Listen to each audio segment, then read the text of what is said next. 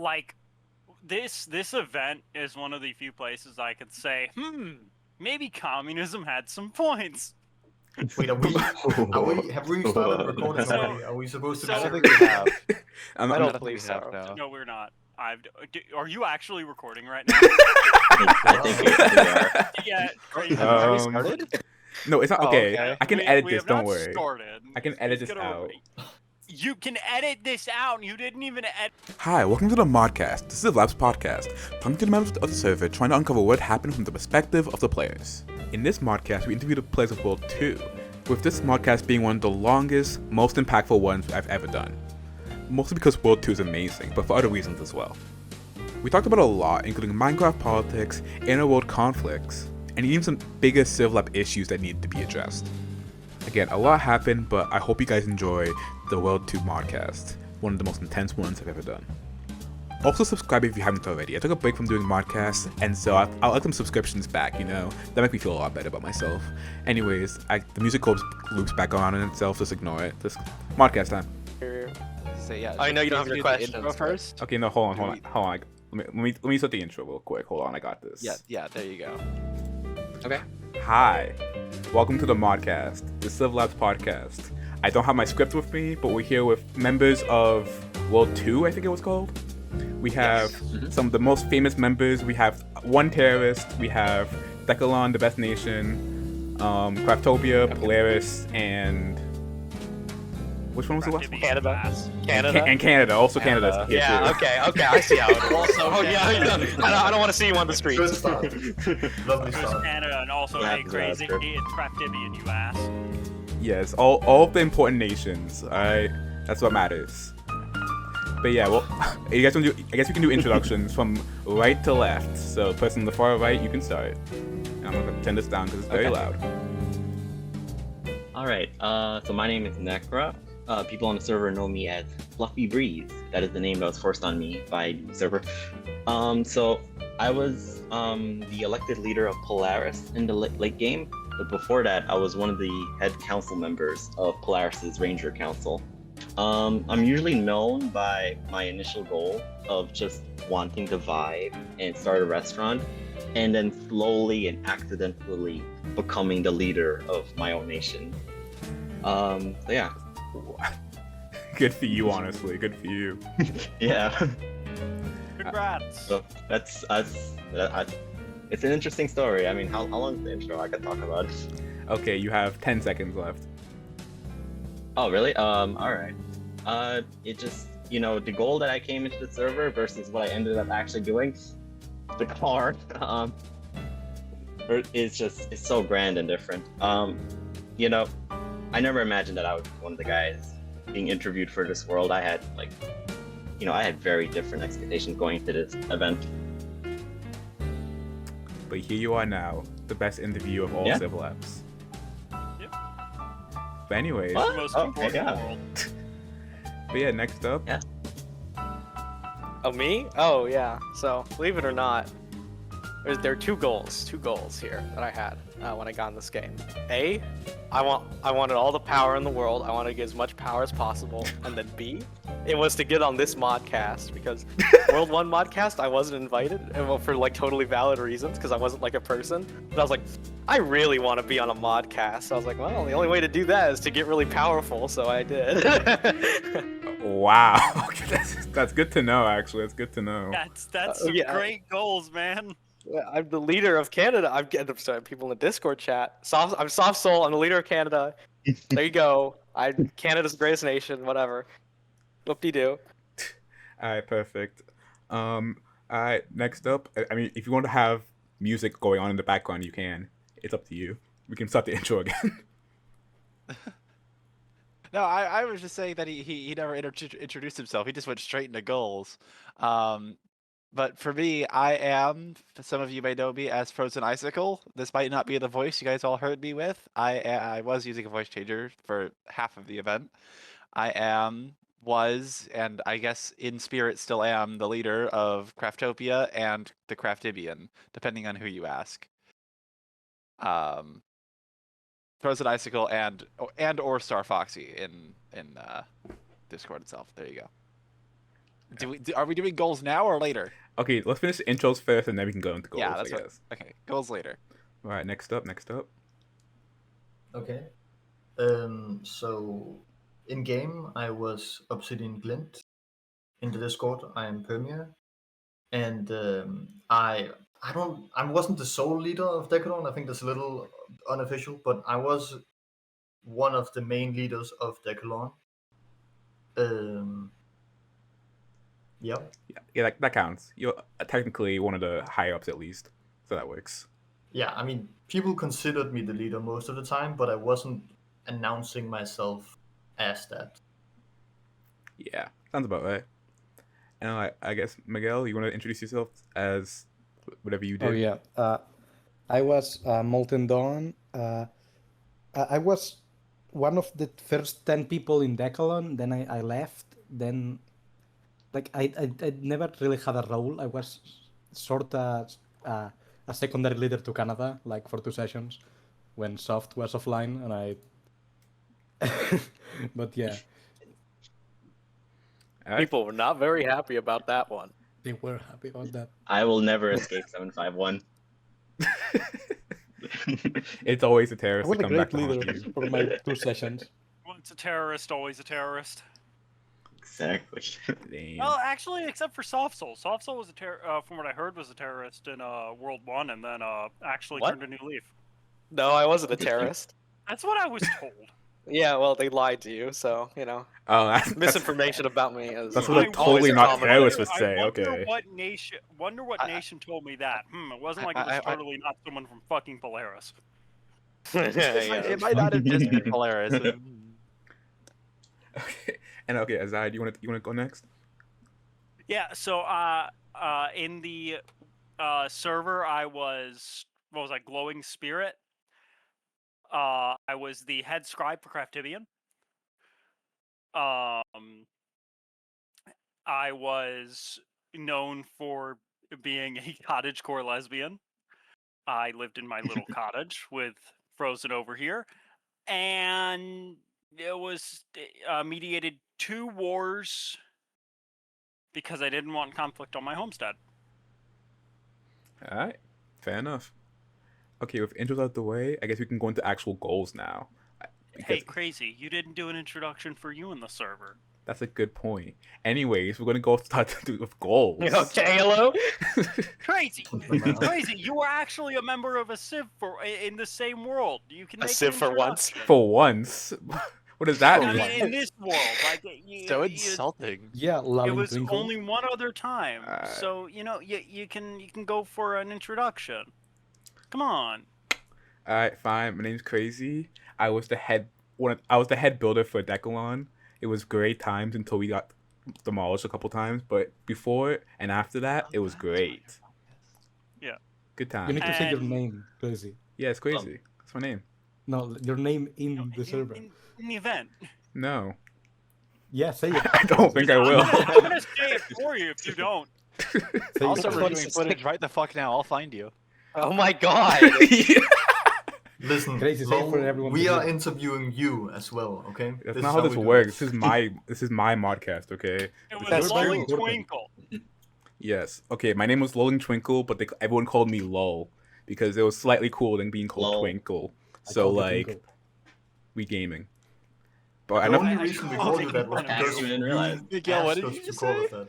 But I called him Twinkle every time I saw him. Oh, that's Yeah. not what I heard. Like everybody naturally called you Twinkle, but you corrected them to Lol. yeah, and it stuck because I don't want to be called Twinkle. Yep. Twinkle, Twinkle. Tinkle. Like, you had a My Little Pony name. No, Okay, no. okay. There's no one in My Little Pony named we, Glowing Twinkle. we don't need Sounds hosts like one. commenting on this video.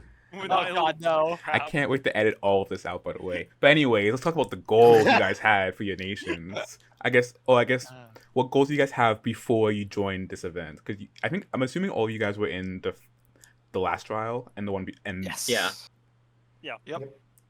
So yeah, I was gonna ask you, like, what were your goals going into this new one? Like I guess your second chance. I guess again we're gonna go start So we from do- right to left because that makes sense. All right. So I was skeptical of joining the server, really. Originally in event 2, I was just dipping my toes in, and then I just got invested. But with event 3, my life had got busier in real life, so I still wanted to join, just to kind of hang out with potentially my friends who I could reunite with, possibly, or just to hang out in a Civ. So my idea was really, let's build a restaurant. I take on like a healer or a farmer role, and just kind of like sit at the counter of the restaurant and just like study in real life, and then have people from my Civ come in, and then I'll just like serve them. Really, so that was my goal, the restaurant. But when my Civ got started, I was helping moderate the meetings. I was helping my Civ build up because you need a sustainable Civ to build a nice restaurant. You know, I think maybe the thing is I did a little too good. So people really came to me as a leader. So when eventually I ended up embracing the leader role. So at that point, my goal for the nation was, just to probably give all my members kind of the best experience they want. If you want to build, an epic, civilization full of amazing looking buildings, go for it. I want to help with that.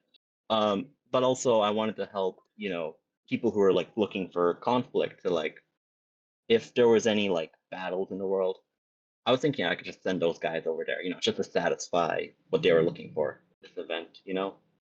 So I was definitely people oriented with my, my leadership. Interesting. I have a question. Yeah. Is that why there was espionage involving us and Decalon with some of your nation's people? That wasn't me, to say the least. I don't know anything about that. That's. I can tell you do later. it like the history. Yeah. I mean, we get into it a bit Yeah. later, I guess, because that was one of the major points I was going to bring up, but that's fine. Yeah. But yeah, Software. Yeah, we can talk about that later. Yeah. I was curious. Yeah. But I was going to say, Software, you already stated your goals, but you want to do, like, you can do it again real quick if you want. I mean, I don't know. I mean, it's just like I was very comically evil initially, or like when I went into this, I was like, okay, I will take as much power as I can. I wanted to be empress of the world, and then I would kill and lie about anyone, so I can achieve that goal. So I was pretty comically evil initially, but I softened out. I'd say around the mid. I remember this one time when all my people, I had logged off for a bit, but I logged on after a bit, and then everyone was like, "Oh my God, Soft Soul, you're back!" And I was like, "I can't be evil anymore." And then I just stopped being evil. I just couldn't do it anymore. Hey, Soft Soul. Yes. Was a part of that when I when I went to your nation on multiple occasions because I kept getting lost and y'all actually meant it. You were like actually helping me. Was that before or after you stopped being evil? Probably. Well, I could be interim because in between I wanted evilness. to help people. I wanted to help people in general, so I could take over the world. So Yeah, like, was the you book constantly before or gave me after that change? Sorry. Was the book before or after that change? We'll get into Oh the no, book that was later after in that one. change. I was in like a dazed Okay. state, and I was like, I'm so bored of leading. I need to do something, or else I'm gonna die of boredom. All right, cool. Just wanted to make sure. That's so fucking funny. Okay, I guess we can get into that a bit later, but alright. Frozen Icicle, you want to go up next? Your goals for the events? So my goals were a little different than most people because I actually decided to throw myself into the fire of being a content creator a day before the event. Gross. The idea, the hope was that I could create a narrative storyline that followed the story that I had set up in the first video. So I went looking for not necessarily a leader of a nation, but one of the heads of something in a nation, specifically regarding the military. So I went in initially with a how it feels to be a guardsman video planned, which got way out of hand, way out of fast. Those are my initial goals. We could talk about what it turned into later. Okay. Okay, yeah, fair enough. But alright. Actually, wait, should I be calling you by your Discord names or by your in-game names? I'm just switching back and forth. I mean, it doesn't really matter. My Okay. Discord name is In-game my real name- name, so in-game just call name me would my probably- name. In-game name would probably be better, just so there's not too much confusion. Okay. Yeah, probably. Okay, that's fair enough. But also, considering like half the world knew who I was, I don't think there would be any confusion on it. Yeah, I think some voices were more I think it's recognizable than mostly- others. it's mostly the Civ players that should probably be called by like the what was used in game. Yeah. Well, Mikkel's like never in VCs, so more people would know him by Molten Dawn than Mikkel. No, most people, Yeah. most people know him me as 751. I think that's what most people knew him as. In the Yeah, in the most actual people know game. him. Yeah. Sure. Yes, that Molten was so Dawn, funny second because name. like I found someone from World 3 and they just went running to Seoul to introduce me as 751. Like, considering you were in 2 different worlds, a fucking terrorist, I wonder why. Well, I didn't. Well, I'll say it in my my thing, but I didn't want to be a terrorist this time. Mikkel, you burned our Okay, our builder's house down. You'll was hear pretty my, ugly. I'm the victim. Okay. That's a bold stance right there. I guess again we're gonna get into that later. Okay, let's keep the controversy down until like maybe a bit later into the modcast. But Obsidian Glen, what were your goals for the event before you got in? I mean, I don't think I had like any very hardcore goals. Like I definitely had some ideas that I wanted to test because from the last event there was a bunch of things I wanted to do better. So I had some ideas for like how the base should maybe look and some tips for blacksmith and like a little bit of knowledge, not too much because I mean my passive wasn't that big, right? So I didn't learn that much. It was Season 7 in event 2. So I had a few ideas about like, for example, the base. That's very similar to Satan 7 base because I was adapting it and trying to make the next step. So I knew that I wanted to dictate a few things in the Civ, but I didn't have like political or Civ leadership goals specifically. I just wanted a few things to get done.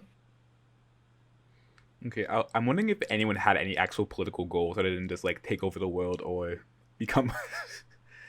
I mean, I think those are I the major did. goals. Oh, I mean, I just wanted the nation to run, really. You know, no thought of dominance. no, I wanted to be a general. I mean, again, it's just I interesting wanted how. to rule the world. Yeah, see, there you go. Those are big dreams, big aspirations right there. But Molten Dawn, you can go up next. What were your goals this time? You see, you want to not be a terrorist this time. My goals, I wanted to just be like someone that's pro like conflict, but like not terrorist per se, like Obsidian Glint, like you know that when I was in Decalon or 10 Towns or whatever we called it at that point, I really wanted conflict or like just to declare war on a nation nearby, and then when I saw that couldn't happen, then I just moved away, went to Canada, and tried to start a business about like terrorism incorporated. Like I didn't really use the business at the end, but that was, and my plan was just to like spread more like conflict, not like sole-handedly be the conflict guy, but like people could pay me or do stuff. But that didn't work out. So in the end, I kind of had to like go do terrorism stuff. But people called me a terrorist, but I really did not do much. That's why not a victim, but like people blame me for literally everything that happened. I did It's even nothing. profiled. I did most of the stuff I'm blamed for. I didn't do. That's so funny. Like, I mean- the only thing I did was burn one house in Craftopia. One, and people blamed me for like a lot of stuff. That's so funny. Oh, that one house was your downfall. Yeah, Mystic Dawn You would did never too far. let that What go. did I do before Yeah. that? I didn't do anything. You went too far with that one house, Yeah. honestly. What did I do before that one house? Yeah, that was if a you war were crime. going around trying to gather a terrorist organization in Minecraft, then it's probably what's pretty just the name? obvious that people would no, but people would obviously say that it's your fault if anything happens if you're the known terrorist guy. Like, I'm innocent. Soft can vouch for me. Even if he got me killed. Innocent is a Okay. strong word, but You okay. can actually. Use my little right hand for a bit. You see? Mystic Horizon needed it. And Sometimes you earned it. I helped Decalon a bit. I stole an autograph there for them once. you helped us Oh, just that was enough you. that people thought we were like buddy and then killed us all. It was Yeah, great. it was so problematic. It was actually That like was I not think I my had fault though. It was I not had the chest specifically your plates. fault, but it was partially I your think fault. I think I got my chest plate enchanted by you, Molten Dawn, like once, and then see. people were like, "Did Molten Dawn enchant your gear? You have Yeah, been teaming with him." I actually had to mediate that war on 2 separate fucking occasions. Yeah, But who's worse, the person who they want to kill, or the person who like pulled the trigger and destroyed the town? Like they are worse than me. You know, I'm the victim. Again, I mean, I'm not saying Whoa. Dead Creeper is the bad guy, but I'm not saying he was justified in what he did to Decalon either. While I was gone. I wouldn't say he Like- was justified like at all, actually, our- but Like our official stance was, you should have gathered more information before just going in and killing. I will say it was funny because like they came by once and said like we need Molten. If you see Molten Dawn, kill him right now. We have a bounty sign on his head, and we're like, I bet. And we have a meeting saying like, hey guys, we were just attacked, right? We should talk about this. Well, like our main 2 diplomats are gone, and then like they come back like a day later and start killing anyone anyways, and we're like, wait, what? Yeah, and then because they said that y'all were having a meeting. They said y'all were having a meeting to attack us. Bro, that was And not. they had gotten What? that, but that they had gotten that info from someone else. Turns out that person was from Polaris. Bro. Yeah, Polaris. Oh, Next to that failure of a nation. So Who was it? fuck, what was it? The politics. I don't is know insane. exactly who it was. Oh, But someone from Polaris did some espionage. Like I said, it was people below you that did that. It was not you. Yeah, yeah. it's just But- great that we had a meeting to discuss us just getting attacked, right? And then like we're like we should put some defenses up and like maybe or a escape plan. And we were just about to set that up, and then they come back again and then kill us anyways. And we're like, bro, we just talked about this. And then, Yeah. like, right after that, I had logged on as they were getting back. And they told me what they did, and I'm like, yeah, no, I can tell this is bullshit. I Yeah. literally came on I literally logged on just to see how my house was doing. And then I got drawn into mediating a fucking war and going all the way to the goddamn UN to find our guy, our fucking The UN leaders. was so funny.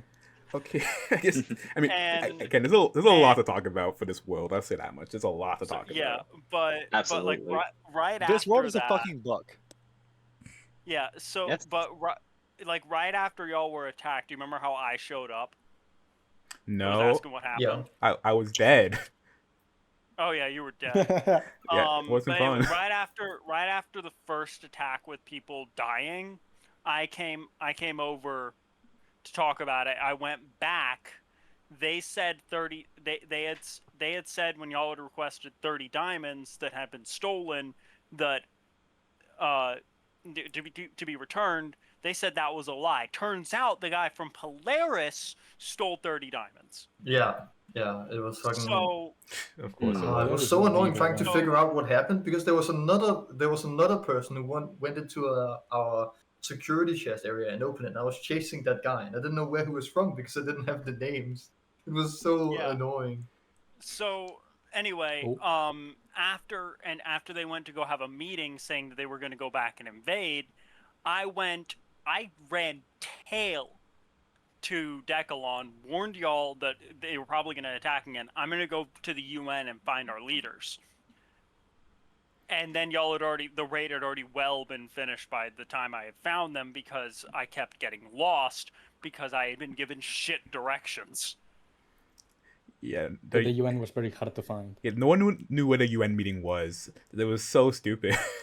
I found it on accident. It was so funny. I remember that He Yeah, just, yeah. he just appeared at the fucking court that That's right. was trying to. I was trying to prison go to you. Polaris, and I just found a weird fucking home in the middle of a lake, and I was like, "What is this?" And then I see like 300 name tags. Yeah, and then you walked into the UN, and everybody's like, "Oh, look who it is!" But the funniest part of the UN is something I found out after the fact. The UN was made by like Polaris. That was like their thing.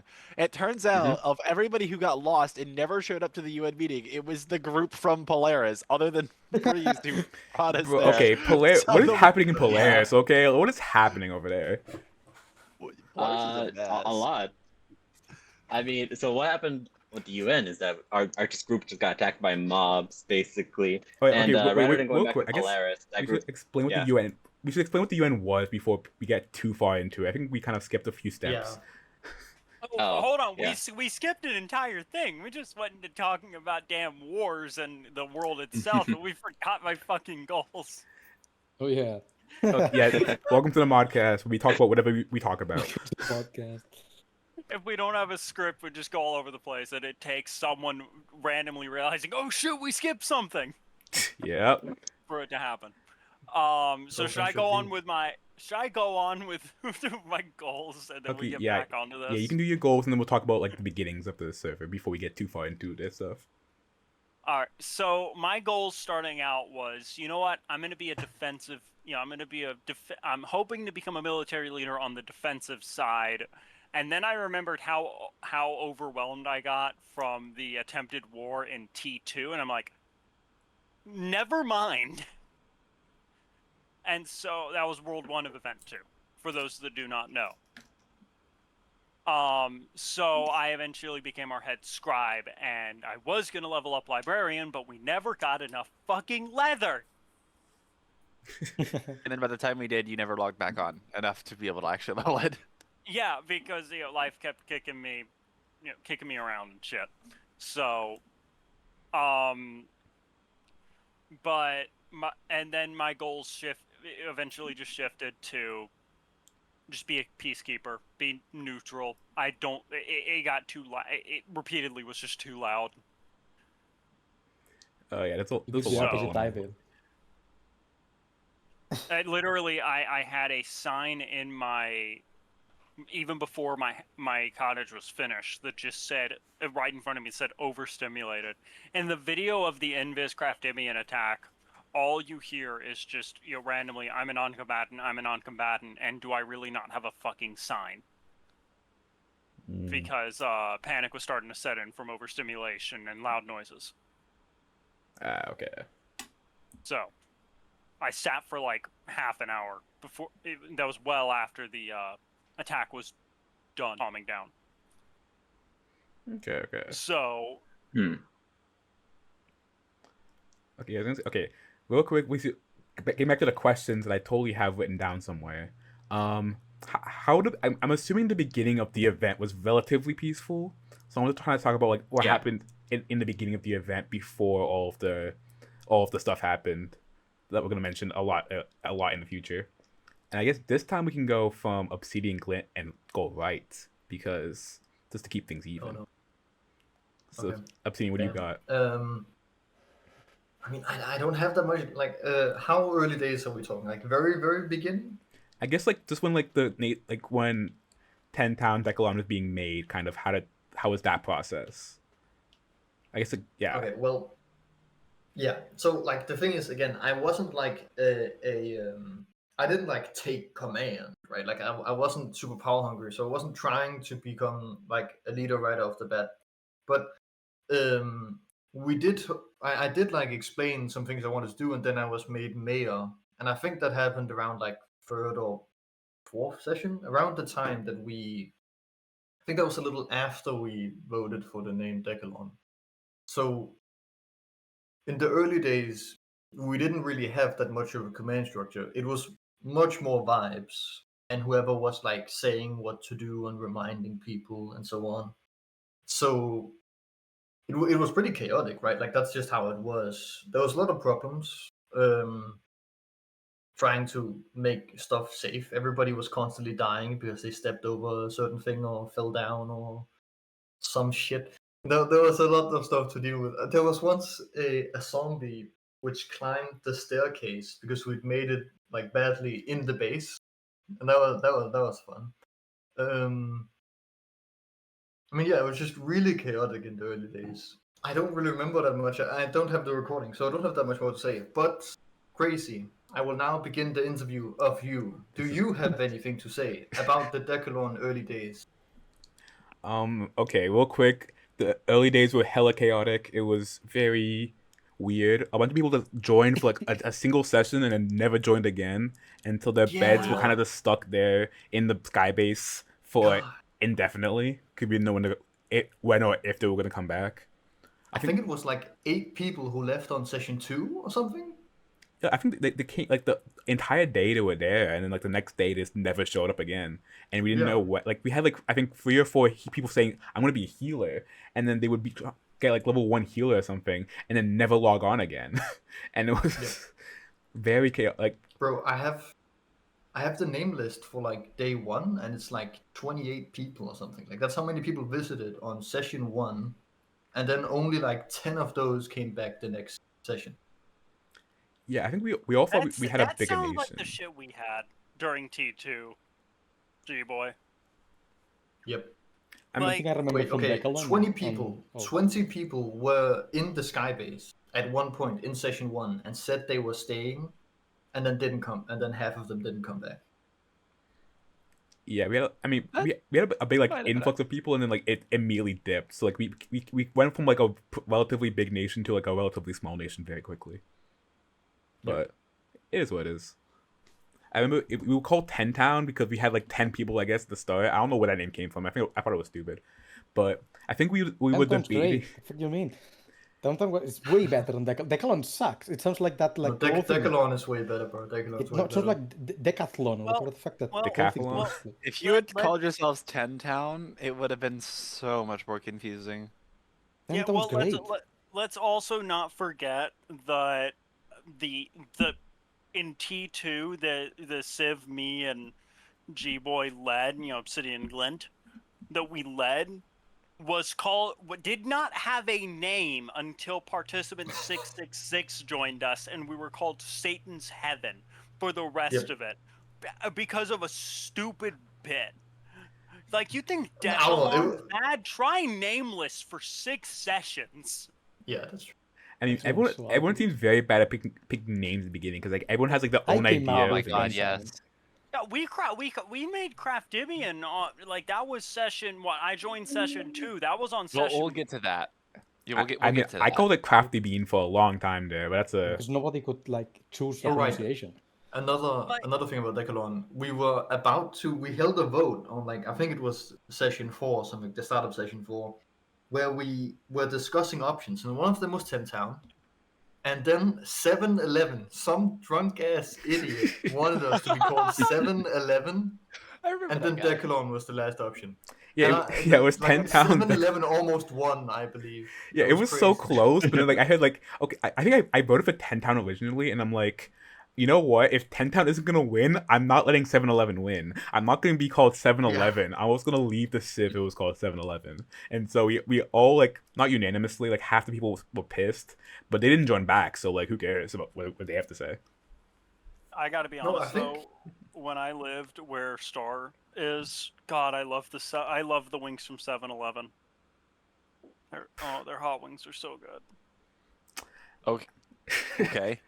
That was meant to be a stupid Random. joke. I'm Sorry, fucked. Might be worth that trying. was meant to be a dumb joke. Oh yeah, no, the one in south is really good.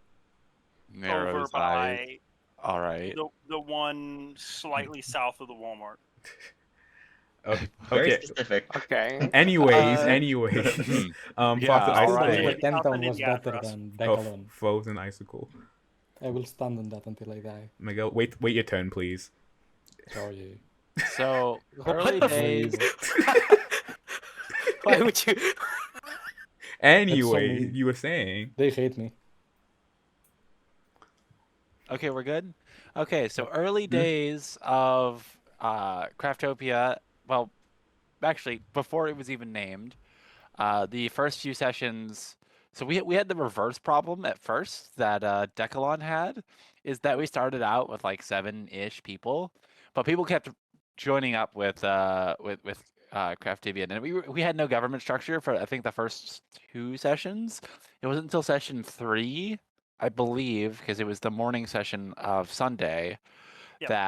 that Glowing Spirit showed up, realized there was no government structure, what the fuck, and told everybody to get their act together to hold an election. And what we decided for that that structure was 7 representatives, one for each class, and then 2 leaders.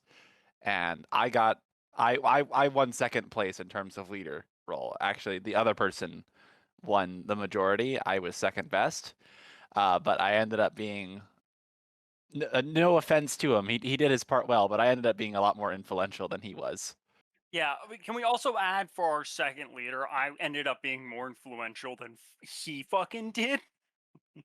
I wouldn't say quite that. He did a lot more than I think you realized. Well, did a I know lot. he did a lot, but I meant like on the sessions I was on, Yeah. is what I meant. I was also right- up for half the sessions.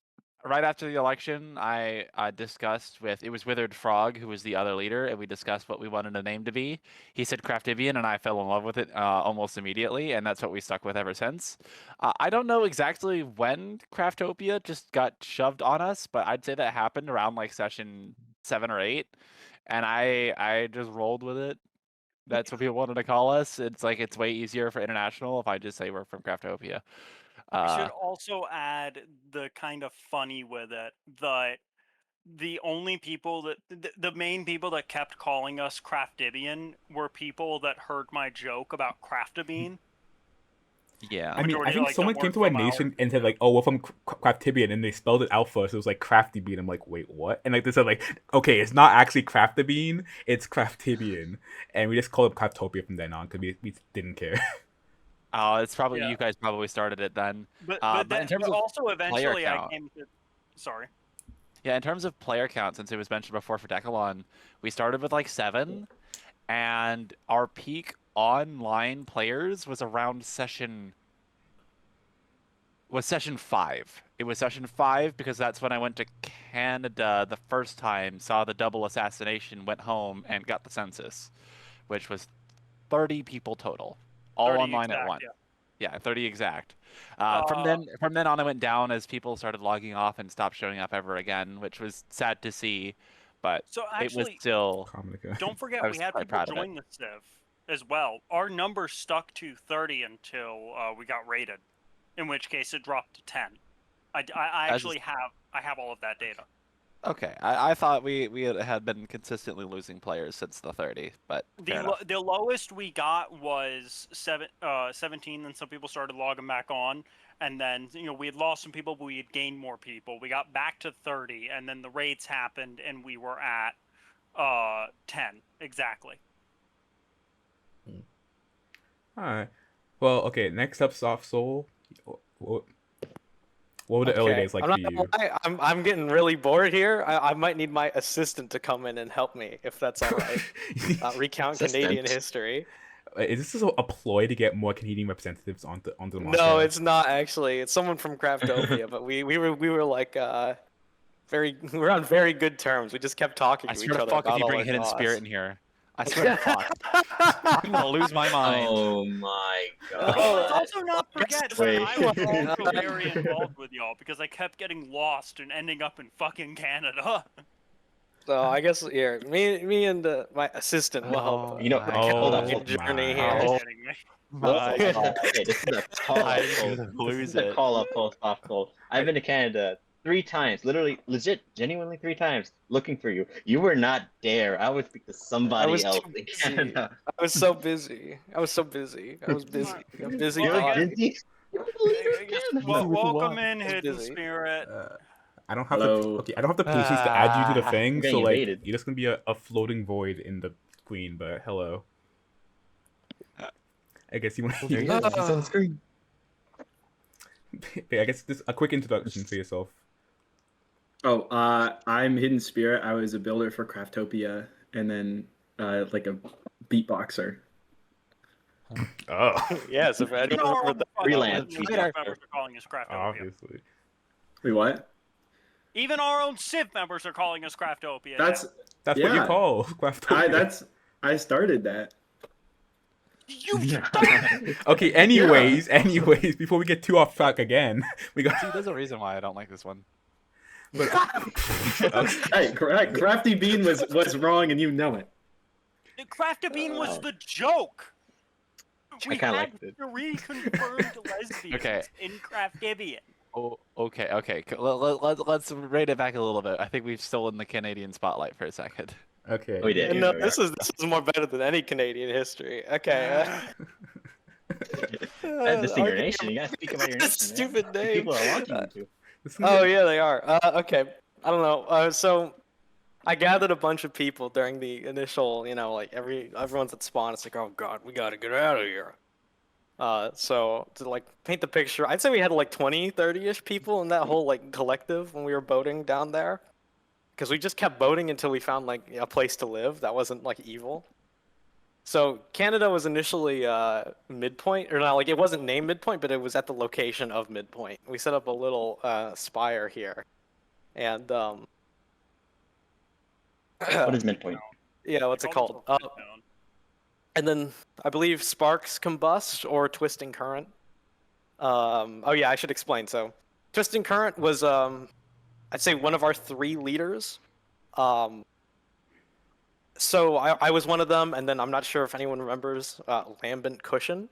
I was also a leader, so those were the 3 Lambent leaders. Cushion? Yeah, Lambent Cushion. God, these names suck ass. he was a very actually I'll get into that because it's very interesting. So we eventually find the Canadian island because somebody was like, "Oh, there's an island," and then well, it comes to find out though, we went to that island and there are people there, so we just kind of invaded their land. Classic. And then I was trying to organize Canada.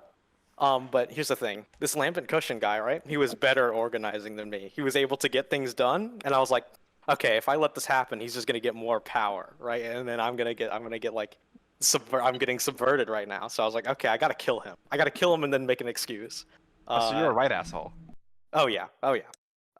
So what happens is because he was a little annoying, right? And if you're a little annoying, that means you're dead in CivLabs. That means like the people hate you. So I gathered.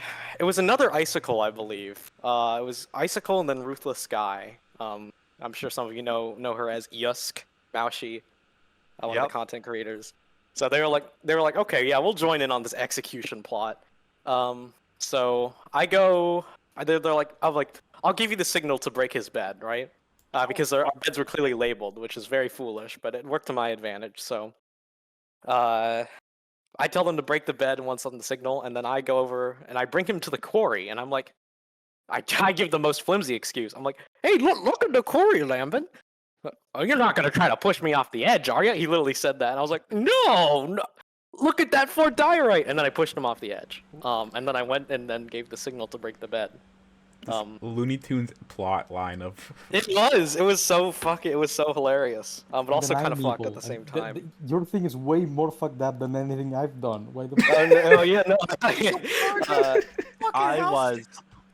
I So killed that my- guy. He tried coming back, but like my little goons kept spreading misinformation about him being a griefer. Since there were 3 people saying it, that means everyone in the civilization believes. So he tries to come back and he's like, "No, Soft Soul's lying," and then he gets executed by like somebody who wasn't even a part of my goon squad. Like the people just believed it so much, which is great. Don't call it that.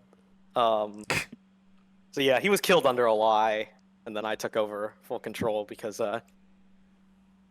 yeah, I just did. Well, Twisting Current was there as well, but he was my only real political opponent after that, and that was kind of early history. But I can go more in depth if you want, but I'm not sure. Yeah, maybe a bit It's later. up to you. Bit later. Yeah. I was so right about my session 5 meeting when I said that your side of the world was just chaos. Glad I got the right read. Organized chaos. Organized chaos that spread to the entirety of the server. Thanks for that, by the way. But okay, anyways, also I'll the 4th person up here. If you want to talk about your early days, I guess, your nation's early days. All right. Well, I mean, just to introduce Polaris. Polaris ended up, becoming the most populated nation in the world. We had a peak around 60 people, but how it started was just, a ragtag group of guys. We spawned in the jungle close to each other, and the ball just got rolling right away were like, all right, let's band together and create this sustainable civilization. So one guy suggested we go north, so we just headed north until we found a spot we liked and just started making a base. Like there was just no discussion. Like I could tell these were all guys who were experienced from the last event, because we just started building a base. We knew what to do. We built a sky base, and it was around 8 guys, including guys like Dapple Lumina and Lilite. So it was a true commune, really. No one vied for power, and we kind of held meetings every night discussing how we were going to build a nation. I ended up becoming a figurehead in these meetings because I would moderate them and suggest the systems that would pretty much become Polaris. The name Polaris actually came from one of our members, our would-be head farmer Ancient Heart. He suggested it, and everyone just kind of liked it, no contention. I'm also happy with the name. So in these meetings, we discussed maybe having an election, but it never really materialized. So one suggestion I had was something called the Ranger system, which is based off the officer system created by Joyful Server. And the Ranger system ended up becoming what would be the Council of Polaris, which is the head of every class and a few guys who are clearly leaders, like myself, would be part of the council. So you can hear traffic. I am in New York City. Let me see if I close the window. I'll speak as I go. So Polaris was really efficient in early to mid session. There really was no LARP involved. I think I would go as far as to say it's probably the most ideal kind of CivLabs nation because, no one was really like trying to be like emperor or something. I kind of set the stage up for that to happen, but no one really took the bait there. So, we ended up being really a commune type style into mid sessions. I would say, because of a lack of like focused leadership, there wasn't like a clear direction of what the nation would go. But we were just all united by this single goal of making this like a sustainable nation for all the people who want to live there. And the citizens of the Polaris are just amazing, really. Just everyone was so dedicated to their class. Like I have a lot of expectations going into these civ events. Like, all right, someone's gonna make a fuss at the meeting, someone's gonna complain endlessly, but that did not happen. That did not happen. Even when we had like 30 something people, and People just locked in. everyone was locked in. Polaris just kept growing. I mean, achievements that were made were, of course, the building of the castle made by the amazing builders we have. Just making the land safe. We ended up merging with 2 other nations called Vinland and Pirate Cove. All those citizens ended up coming to us, and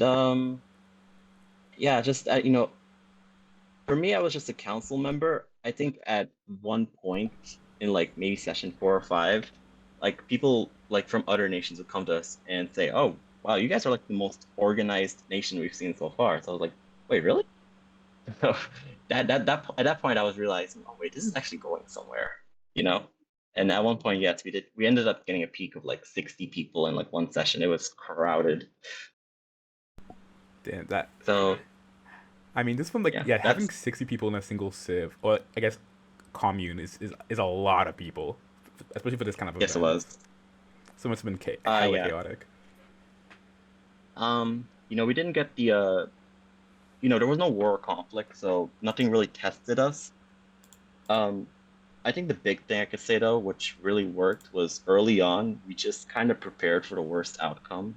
My civ members can attest to this. But during meetings, we just talk about the backups because I spoke during the meeting with the expectation like, okay, everyone expect that we'll get raided, attacked, griefed, we'll lose everything, but because we could respawn, we could always make kind of like a comeback. So what we did is that we made like a lot of backups, like resource backups in other places, so that if we lose all our stuff, we can use those backups and kind of make it a comeback, really. So we were we were just vibing, but we were always kind of prepared for an attack or the worst case scenario, really. Interesting. So, yeah, I mean, there's a lot to say about Polaris. I think, I mean, definitely its biggest issue was kind of lack of direction, but during times of peace, it was just a solid SMP server more than anything, you know? It really felt like that. There was, of course, when conflict came, that, you know, that there was a bit of a mess. Yeah. I mean, I guess that's a good segue because I wanted to see like, did anyone like, I don't know what was the actual like timeline of events for everyone? Because I guess it's gonna be different for each person, but like, what do you guys think was like the big turning point when it's like all the conflicts started happening? I don't know when like I think Decalon got slaughtered or something. That was pretty big right there. Yeah, Yeah, that that was was one. that was session 11. Like Yeah, right at session the 11 right was. at the United Civ. That was like in the middle of it when I wasn't there. Fucking genius. Everything went down at Decalon. Yeah, I mean, I guess we can talk about now. I guess the UC meeting and all the conflict. I guess that's what like when everything turned its head. So I guess as a quick thing, what do you guys, what was the UC? Like, I think it was called the UC meeting, UN meeting. It was called different names. I probably would speak best on this because I conceptualized it and also moderated it. So you know it was called the United Civs. Someone else suggested the name. I forgot who. You know I do hear a lot of people say that the UC was kind of like role play. You know they say it's LARP. I mean LARP is inaccurate. It's just role play. But you know I came into the the UC. I made it for kind of like sort of a legit purpose in my head. You know, but even if it is role play, I think a dose of it might be okay because really one big reason was after like 11 sessions of kind of like no LARP and straight grinding in my nation, I was feeling like something needed to happen, you know, because were we just gonna keep doing that for 14 sessions? Like there was an expectation for stuff to happen, you know? So yeah. So I definitely had goals for the UC that I had in mind.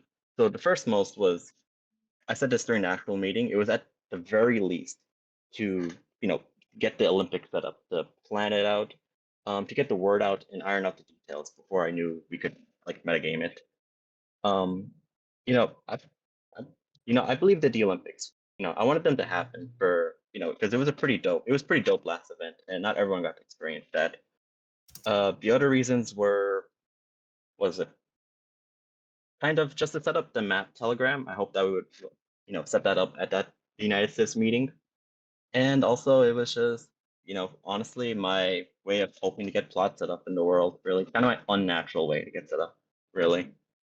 So I mean, compared to last event, in the last event, there was also the United Nations, but I was on World 3 in event 2, which was the peaceful world, where we had the Olympics. That was the world, and it was great. Peaceful till the end. But I've heard a couple of people say, like at the end, that I hope the next event is more dramatic. This one was a little boring. So that kind of created a bit of conflict within me, because I'm usually like a peacekeeper. Like I worked hard to keep the peace on World 3 in Event 2. But that made me wonder if I even had the right approach because people come to these civilization events looking for big, grand nation battles. That's like a unique experience. It also didn't help that in an event 2, I kind of felt like the Crusade got more attention and flair than the Olympics on World 3. So I kind of believe that certain conflicts were what people kind of valued on the server. I mean, it feels like So I mean, if everyone in a Civ dies, it's kind of more impactful than a Olympic game. I think it just depends though. But the Crusades were yeah. definitely a big turning point for that world at least. I mean, yeah, that sounded very interesting, especially comeback story.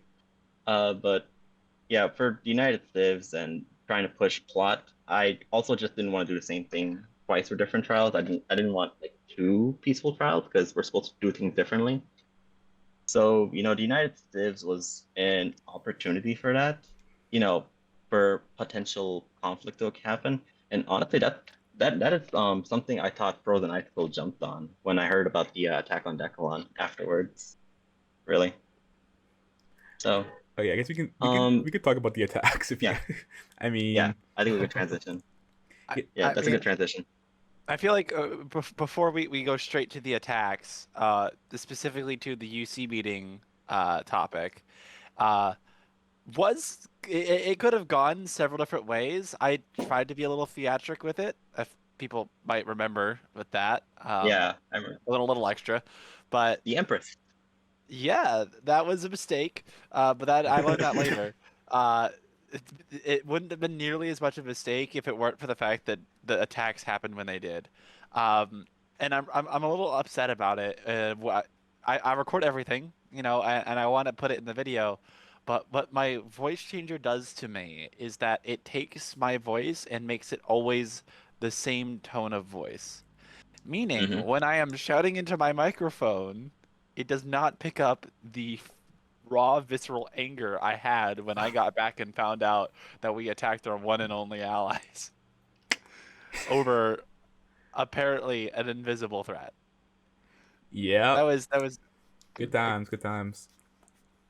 Yep. Yeah. Yeah, that was the whole thing. That was a turning point for sure. That was the turning point. I don't think the United States even caused that. That was just that was Molten Dawn. It wasn't. Who was that me? I was at the UN at the time. I mean, Did they it attack was Decalon multiple Molten factors, Dawn? right? Like if we wanna go through everything related, right? Like we would have to say that Decalon was allowing people to like chill there, even if they were on other people's kill on site list. Like we weren't Yeah. going to every civ, noting the kill on site list, and then executing on that harshly. So if we Yeah. heard another civ had a kill on site, we were like, oh, neat. And then thought about it, probably didn't do anything about it. No, we didn't do anything about it because like there was no points because Yeah. like most people who came to our civ, like they were like travelers and say like, oh your civ is cool, that's a cool building, and then chilled for a bit and left. That was like most of our interactions, so we didn't have a reason to really kill anybody. Yeah, Well, and I was chill. We never had our own kill on site list. Like I don't think we ever wrote like really any person on a kill on site list for ourselves until we got raided at session 11. So we didn't I have remember- any problems basically let's with also not single forget- actors. Let's also not forget Obsidian Glen. It was either travelers or me coming to make fun of you. That's so mean. Facts. Yeah. It was always either travelers or me coming to poke fun at you because me and you led a civ together during E2. On Anyway. the topic of the United Civs, Decalon was protecting Molten Dawn at the UC meeting. I wanna That Yeah, wanna I heard, specify- I heard about that. That that- was very fun to hear Yes. about. Yeah, and I wanna Chante is the specify, best okay. person ever. I love him. God damn it, Miguel, fuck you. Okay, so Molten So Dawn what was UC happening? meeting also very funny. So what was Yeah? happening was that I didn't have that much information at the time, right? Like I just knew that Molten Dawn had been in our base and was called a terrorist and was on people's kill list. And I just recently heard like once of I think Craftopia or somebody going to Decalon and saying, "Hey, watch out for Molten Dawn." Immediately after that, the United Civs happened, and Enchanted Heart decides to make a genius decision. Enchanted Heart is our head diplomat, so he was the guy running around to all the civs. We made a mistake by only having one diplomat. We should have had multiple people. So he just had his own opinion, and that was kind of how we went. Like he wasn't what's it called?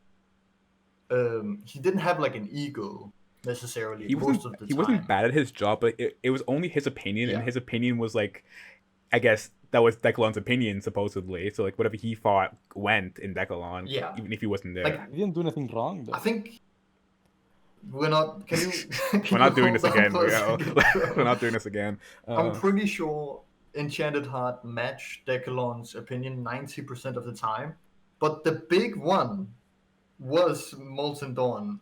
So he just decided to go on and defend him absolutely in the United Civs meeting. And I was kind of trying to hold him back a little bit because I was like, dude, this doesn't look good. Like at all.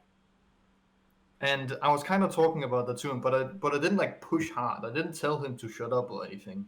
But I definitely was like considering that we're probably defending him too much. And then I guess because I didn't want to like disagree too much with Enchanted Heart, I also, when I was asking questions, trying to figure out if Molten Dawn actually did the things, I didn't like conclude with yes, yes, this evidence definitely points to Molten Dawn doing these things. If I had said that, I think it would have gone a lot better. But that's when we left. So from the outside perspective, it just looked like Decadon was defending the shit out of Molten Dawn, and then I was saying like, wait. Yeah, from what I heard, people heard that and said like, "Oh God, Decalon's defending this terrorist." That again, he was chill to us and like whatever, but he was just around. Yeah. And then because of that, that news got to Craftopia, and then Craftopia, the guardsmen of Craftopia were like, "Huh, we saw Molten Dawn around the base too, so they must be colluding." And then they came to us the first time saying, "Okay, if you see Molten Dawn, we have a bounty set, kill him." And then we were like, "Okay, cool." And then they came like maybe 20 minutes before the session ended, and then they came back, just killed us all, and were like bragging about it. Because I remember It was before that, because I remember that there was 20 minutes left of the session when I arrived and they were leaving. So they came to the base about 30 or 35 or maybe 40 minutes before it ended. And that was when a bed got destroyed. And then I was running back for 10 minutes, and then it was 20 minutes left of the session. Yeah, I have the footage of it still somewhere. I don't know if I'm gonna make a video about it just yet, but I do have the footage still, and I remember it distinctly because like we were all like in a meeting talking about it, and then we got out the meeting. I was talking to the builders about like building a wall onto like the water, because I guess I was like the main person in charge at the time because both of you guys were gone, and so like I was saying we should up our defenses and like prepare an escape plan. In the middle of that happening, they come to our base, and we're like, "Okay, we can just talk to you real quick, guys. Like, hey, what's going on?" And they just started stabbing people, and we're like, "Bro, yo, calm down." And then Apparently, it's sounding like the Crazy. Molten Dawn thing is kind of like just an excuse. Like they just wanted violence. yeah, most people just want violence. Yeah. Oh yeah. I know it's we're still on the topic, but I feel like I've been quiet on it. That specific thing with what happened with Dreaded is simply because Soft Soul did not show up to the UEC meeting, if you can believe that. I was I believe it. asleep. I told my people not to Craftopia go. was raring to go off of that meeting and go straight to war with Canada. We would have been on a very different Whoa. timeline if you had showed up to the UC meeting. That is what was going on behind the scenes. And when you didn't show up and there was not going to be a war happen, I think Dreaded took that as a sign of, let's just go kill the next random nearest guys. So that's where that happened. So I want to bring it up because from what I had gathered from him, a guy from Polaris was the person that got them to do it. I guess yeah, that's what I heard afterwards. But that's, again, I think that's I don't know if that's stepping too far into the future of the timeline. Because I had asked because like when that happened, I saw this person was not from our civ. I asked, "Where are you from?" He said Polaris. It took me like another 2 sessions, like after the attack on us, to realize, oh, some guy from Polaris is doing an espionage. Classic. Well, Like I realized from early on that it sounded fishy with like for the reason they had attacked Decalon. I've realized that from the beginning. But when they had mentioned that they didn't steal 30 diamonds, and I could tell they were being honest with the 30 diamonds thing, I'm like, so I'm thinking to myself, someone else did this. Yeah. And it was that guy from Polaris. I learned that later on. So naturally, with 60 people in the Civ, we can't control the actions and words of every member. So what I would say, it really matters what the council does. So that could have been one of our guys. Sorry, this out of topic. I mean, on topic, but like I will say, the guardsmen had a big role in what happened in our world, because like the guardsmen, most of the guardsmen from all of the civs just went rogue and wanted to kill people, and so that's what happened. Like each individual, everyone except just 3 civs. No, it wasn't. I'm pretty sure. And I think you're I'm going pretty to hear a sure lot about every it in World 3. conflict, like every single conflict, I guess there was the bombing, which is a bit like, but almost every conflict was just some guardsmen who weren't listening to the higher command structure. Yeah, a lot of guardsmen had a lot of power once people realized that they could set up farms to get guardsmen pretty quick. I think it was this event, unlike the last one, because the last one guardsmen had a really hard time getting up and off the ground. This event they had a lot easier time getting off the ground because when everybody's requirements to level up got doubled, guardsmen also got doubled, but all their experience also doubled because guardsmen already had a hard time leveling, so they basically stayed the same. The reason, and we saw this in World 2 and World 3, I think it was World 3, where we had the same thing happen at the same time, where the guardsmen were at the top of the world and they were going to fight the rest of it.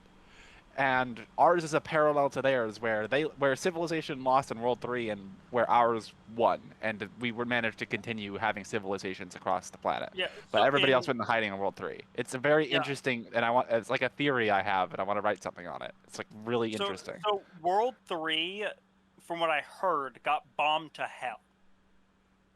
Oh yeah, they lost the terrorist one in that world. I We got can't. the good They ending. won in that comparatively. world, but they won so heavily that it was basically scorched earth. They're like, Ooh. if it was a moment of we cannot, like, we won't win by traditional tactics, so we're going to burn the entire world with us. I mean, I guess if I end up interviewing that world, I'll try to ask about that because that is interesting. And Yeah. both, like, That's the what I parallels. heard, but Yeah, it ended up I heard there becoming was scorched earth. yeah, I had friends on that Earth and it was rough. Also, not gonna dive into it, but I did hear a lot of metagaming happen in that world. But I got no evidence. Just saying. Yeah, Oh, we've heard Not that. our world, too. not our problem. If there was evidence, we would have dealt with it, but no one could obtain evidence of it. It Yeah, was but it mostly hearsay. Okay. Anyways, trying to get back on track real quick. Yeah. I guess I didn't realize that Decalon attack was like the big turning point because in Decalon we all died and then we came back and we tried to like rebuild stuff. Yeah. But I didn't know that was like a whole big global conflict, which is interesting. God, you had to deal with that twice, Obsidian. Oh my God, what do both you of us had to deal with that twice. Well, no, Yeah. I wasn't there. Like, I wasn't there either of the two times we got attacked. I will also say I it's know. funny because I most was of our saying guardsmen. to like your civ getting basically nuked. Both of our civs got basically nuked on two separate trials. There's something I want to talk about with this. People, like, I don't know, I think it's the guards who are like egoing. People keep using the wrong terms for attacking a civ. Like, yes, it's bad to get your levels reset, right? But like, if there's little destruction and like maybe a few key items stolen and half the population is dies, but the entire civ is fully standing, every infrastructure piece is basically functioning, then I don't think the term is nuked. You level reset it. That's it, and maybe store. Well, yeah. We also had in both worlds we had a substantial amount of items taken. Yeah. Remember in T2 we lost everything. Oh yeah. That was worse. And- Like, that's what I mean. That's Yeah. more a full reset of a civ. Like, we Yeah. couldn't get back. Satan 7 was done at that Yeah, point. like we got back when we got assistance from 4 other nations. I don't think we got back. We were just chilling in the last few sessions. Like, we That's weren't fair. making progress really. I Okay. believe the most influential sessions that changed the course of history for the entire world happened between session 7 and session 12. I Yeah. can't say to session 6 Yeah. because I was in a hospital in surgery at the time, but I yeah, can. no. Oh, Yeah. So this is one of the few scenarios where so I will say we had discussed this. This is one of the few scenarios where actually if you know who a member of your civ is and messaging them that you won't be on, real life shit happened that was really bad. From what I had discussed it with some other mods and experiment staff, that was okay. That's okay to bring up because that is first off such a catastrophic thing. For those that do not know, Star got in a car accident and completely destroyed the clavicle. Yeah, so I got in a car accident Thursday, the Thursday night session that we were supposed to have that couldn't happen. I decided to head home early from work that day because of it and got myself into a car crash. I'm not blaming CivLabs. I'm just saying if CivLabs happened, I wouldn't have been there. But I ended up Yeah. having to get surgery the Destiny. next morning, which was the Friday morning session, and I couldn't be there. I messaged, I believe, Azide, since I knew Azide, and the other leader of Craftopia, who I just Frog. conveniently happen to Frog have told the me. Discord of. Yeah, okay, Frog Frog messaged told you.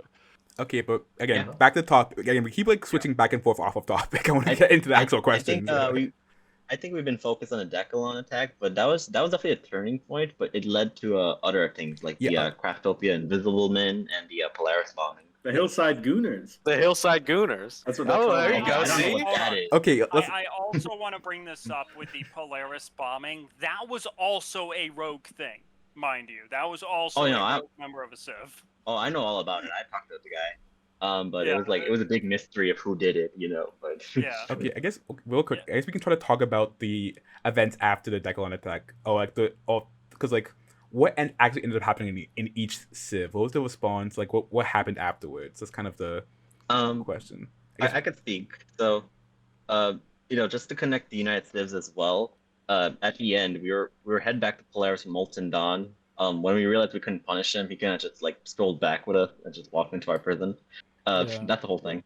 But by then, we also heard about the Decalon attack because Ancient Heart, I kind of walked into our Civ and was like, you know, he was having like actually probably like a real anxiety attack.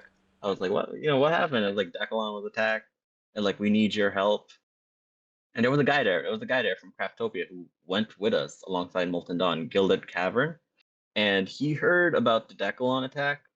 And then you know, I guess out of loyalty to his nation, you know, he just went to the top of the Polaris Castle and planted bombs to bomb our meeting hall. A few people died. So As I was told in the moment from him, he did that in order to cause a distraction to make Polaris's reaction time slower because he was inclined to believe that you guys would listen to Decalon before we had a chance to come and talk to you guys, which did work. Despite the fact that he went rogue, I patted him on the back for it because I mean, it would have worked if not for somebody else, but I'll get to that when it's my turn.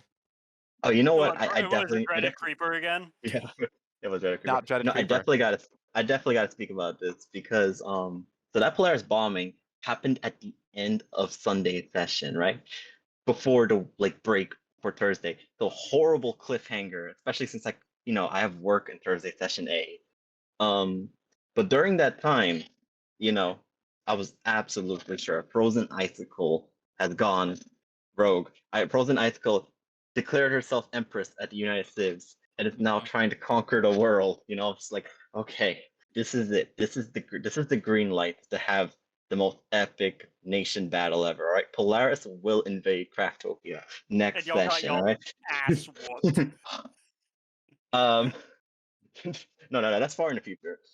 We No, did like way later on, like once we finally regrouped and we got with like three, or like there were what 3 civs total. I think it was us, Canada, and Yeah, that's way in the future though. I feel like that's a topic for later. That's way in the future. I mean, you know, the Craftopia invasion. I had like a few days to plan it out. I was talking with my friends outside the server, like actually planning it. You know, it's like, ooh, this is exciting. I was like, did Frozen Icicle like make herself like the Seneca from Ish's video? It's like, you know, I had so much reason to believe she was, you know, kind of giving the green lights to have, you know, war and stuff, kind of like an RP sense, you know.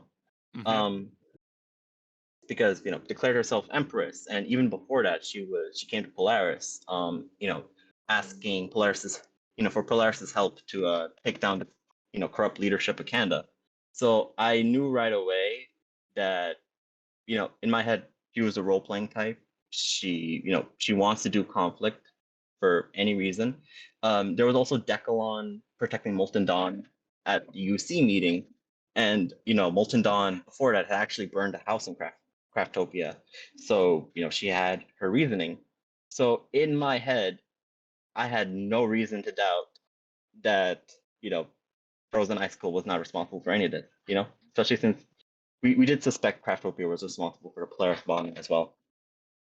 So starting next, it's just Yeah, so starting next session, right?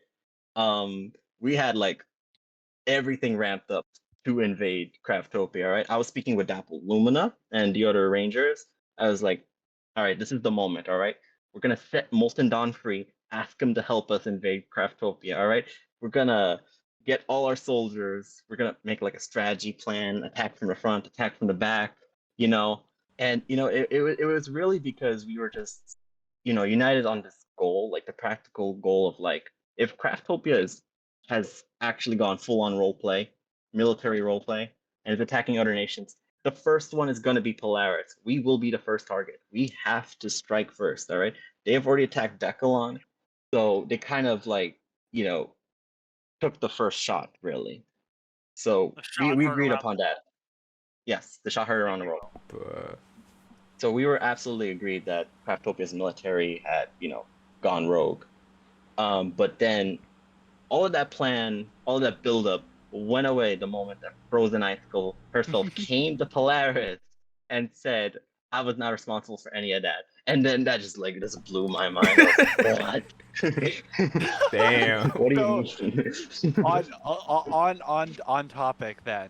The 4 days you had or in between sessions and you were planning on getting me.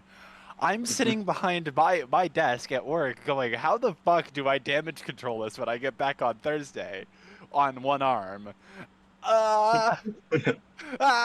It was terrible. It was really nerve-wracking. So, and you said, Polaris is going to be first, the first one to attack.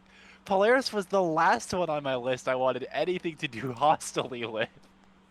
Oh Mm. my. And when I Yeah, I mean, we found were your out biggest that ally. Gilded, when I found out what Gilded Cavern did, I was really pissed off at him. But like, I can't publicly say that. Like, oh man, yeah, you know what? That sounds like something he would do, because then that puts me in a bad light, and I'm in a really interesting situation where I have to lie my way through the problem.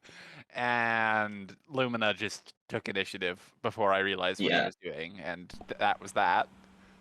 Yeah, so of course I don't Frozen wanna Icicle go- came to our nation. Yeah. Yeah, I don't want to go too And much into the detail of what happened to me during that, because that is like the apex of the video I'm making right now.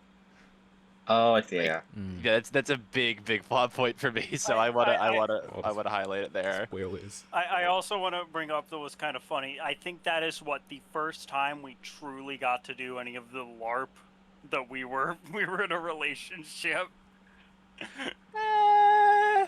Kinda. Because I was trying to make sure they didn't take you, and Yep. I was trying to be cute about it. I failed. Yep. Still LARP kinda attempt funny. failed successfully. Yeah. Yeah. And then me and the Waluigi guy went back to. We had went back to Craftivia and tried to grab Molten Yeah. Dawn. He wouldn't fucking or not Molten Dawn. What was this? Gilded Gilded Cavern. Gilded Cavern? We Yeah. went to go try and grab him, and failed repeatedly. And then the Aw. invis attack happened while we were Yeah. trying to do that. Okay. What's really funny to me as well about that is that Lil Light Warper was also there recording and was also attacked by Illumina, which I thought was wild. Later on, is like that's why it was so hard to believe it was him, because they actively attacked Polaris people to keep up face that it wasn't them. Fucking crazy. The only person That's how you know it was rogue. That's how you know it was rogue. The only Yeah. person they did not attack was me. Because I ran away screaming, I'm a non-combatant, I'm a non-combatant. Do I really not have a fucking sign? Like, I'm literally just going to my house, and they left me alone, and that was honestly fucking hilarious to me. So naturally I could speak on the Invisible Men attack, but the biggest Hillside thing Gooners. is, They're called the Okay. Hillside Yes. Gooners. Hillside Gooners. What? Maybe okay. That's Maybe what they've been called. maybe Candace should speak a little bit on this, because Yeah, let's oh, not Candace. I want to soft soul. You haven't talked a whole lot. I want to get you into this conversation before. Don't worry about me. I'm bored. I'm quite bored, which is fine. But that's why I do my have something to assistant say here. on that. Yes, go. Okay, I mean, okay. my little assistant. So I was in Canada when the bombing on Polaris happened. I remember Wistful Moon shows up and is like, "Oh my God, Craftopia bombed Polaris!" And so I got off that session. I was like, "Well, Frozen Icicle has really gone over the edge this time." And so I was like, "Okay, well, the world's about to break into war. I'm gonna shift into being a guard." I log on the next session after this big cliffhanger, and I'm like, "So, Craftopia's evil, right?" And then someone's like, "No, actually, it was a rogue agent, and it was Gildan Cavern." And I was like, "What?" Because basically during that time it had been fully dissuade in like circles of Canada, where like a couple of people had somehow metagamed the information all the way through. So like that was no longer a big thing. We knew who it was, which was pretty crazy. Interesting. Unfortunate, but okay. Like that was a big pivot because like I was gonna try and like rally the Canadians a little bit and be like, guys, this is crazy. But then like it was not at all. You did it later anyway. You have no idea the scale of the invasion. We were playing Craftopia, right? We sent a telegram to Lackett for reinforcements. We were gonna get the Decathlon people. Like everybody was gonna go. A telegram. Damn. Yeah, the map telegrams. You haven't heard about that? Like The it's like a legit telegrams. system. Yeah, Fucking Carnite, fake link. Was Lakers Yeah. the only other people who were on the telegraph? Yeah, and apparently we sent the message that Craftopia attacked Polaris, and apparently they were all panicking over there, from what I've been told. So that was interesting. That explains what Dreaded told me later, that he went to Dreaded, or not Dreaded went to Lakis, and said that he was from Craftopia, and a bunch of the Lakis people looked around at each other like, "Are we at war with Craftopia? Question mark? Question mark?" And he said, no, there's no hostilities, despite the fact that I know he was the guy who caused the most hostility on the server in a single action. Yeah. So of course it was a rogue agent. Yeah, of Craftopia. I want to bring up with Lacus. I have no idea anything that happened in Lacus. I was maybe 200 blocks from Lacus at one point.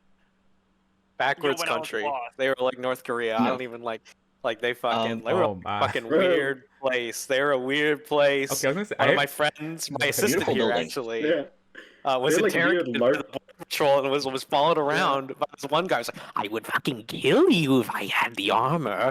Yeah, Like a no, he was like, Oh, we you know that dirty guy. bastard. I would kill you if I like had better loot. It's my last session. I hate you. And there's like fully yeah. unrelated. Yeah, Lack is a backwards country. They were all like diplomatically Whoa, isolationist. guards They are crazy. shit. It was the fucked only up. It was country that weird. could. So- This one of the major countries that couldn't be here. And that's very nice of us. Which is good. I fucking hate that. It's like the North Korea of CivLabs, except they had one fucking Whoa. moment that I wanted to steal. Okay. One moment that I wanted to steal from them. So, They just I fight think- him with Not call entire them- eye diamonds. I got Stop, stolen here. stop. Whoa. Let's not call them. Let's not compare them to that fucking nation. You know why that nation's too bad to compare them to. That's true. That's true. Well, they were isolationists. They were me. the evil country. I mean, they did send reinforcements when we asked, so I mean, that's... Yeah, I'll because be you a all little late. are so evil as well. So Bro. On the you're also microphone. country. So like going in, sending the hillside gooners under invisibility to go attack civilians, All and right. genocide All the right. nation. Okay, I It's need crazy. an official statement Crazy. on Reel that. it All right, back. that was Reel it back. now. They were not called the Hillside Gooners inside Polaris. I don't know who came up with that. They were just called the Invisible Guardsmen. And that was just a rogue attack. So of course it was Dapple Lumina and Duskmirk, who were the Rangers or leads of the Guardsman class. So And they of course Dictator. did this. Yes, Dave of course did this without the permission of anybody else in Polaris. But the thing is, it still carried kind of the agreement that we had in Polaris, was that Craftopia's military has gone rogue.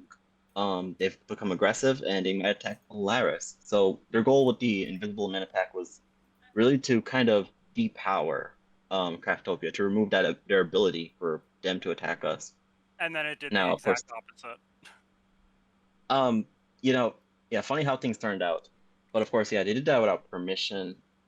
I mean, with Dapple Lumina, he and I kind of got like along relatively so, because we still had the goal of kind of, protecting our nation. So that's kind of what he did in his own kind of, brash kind of way, really. So that's that's how it is. Of course, they attacked Little Light there too. So, of course, they got permission from nobody. Nobody within the nation knew it was them, really. So yes, they were. It was a rogue attack, by the head of Polaris's guardsmen. Okay. Well, I mean, Yeah, the goo. with that, did everyone talk about the experience? I mean, Miguel, I don't know if you want to talk about your experiences after the Declan attack, because it was semi-pushed onto you as being your fault. I mean, what was your reaction when you came back and heard that like Declan was attacked, or like all this stuff was happening in the world, and it was kind of your fault? In the UN, because I was in like my little cage box in the UN, writing my book, and then I heard Enchanted Heart say, "My bed has been broken," and then I think someone else, I think there were two people from Declan also say that their bed has been broken. My bed also got broken. Your bed. A little bit later. I don't think Molten Dawn had anything to do with it. I feel like even the Molten Dawn protecting Molten Dawn thing was an excuse of Craftopia just to attack. No. Okay, so what happened with that was someone from Polaris had said to some Craftibians, Dreaded Creeper and everything, they had heard that they were planning to attack, and that they were getting gear from Molten Dawn. I did attack Craftopia like once or twice. I killed all your happy cast. That's what ended up happening with that, by the way. I had like Frost Walkers, so I just shot your gap from outside. It was a rogue individual from Polaris that espionaged did espionage to convince the Craftibian guards that Declan was going to attack.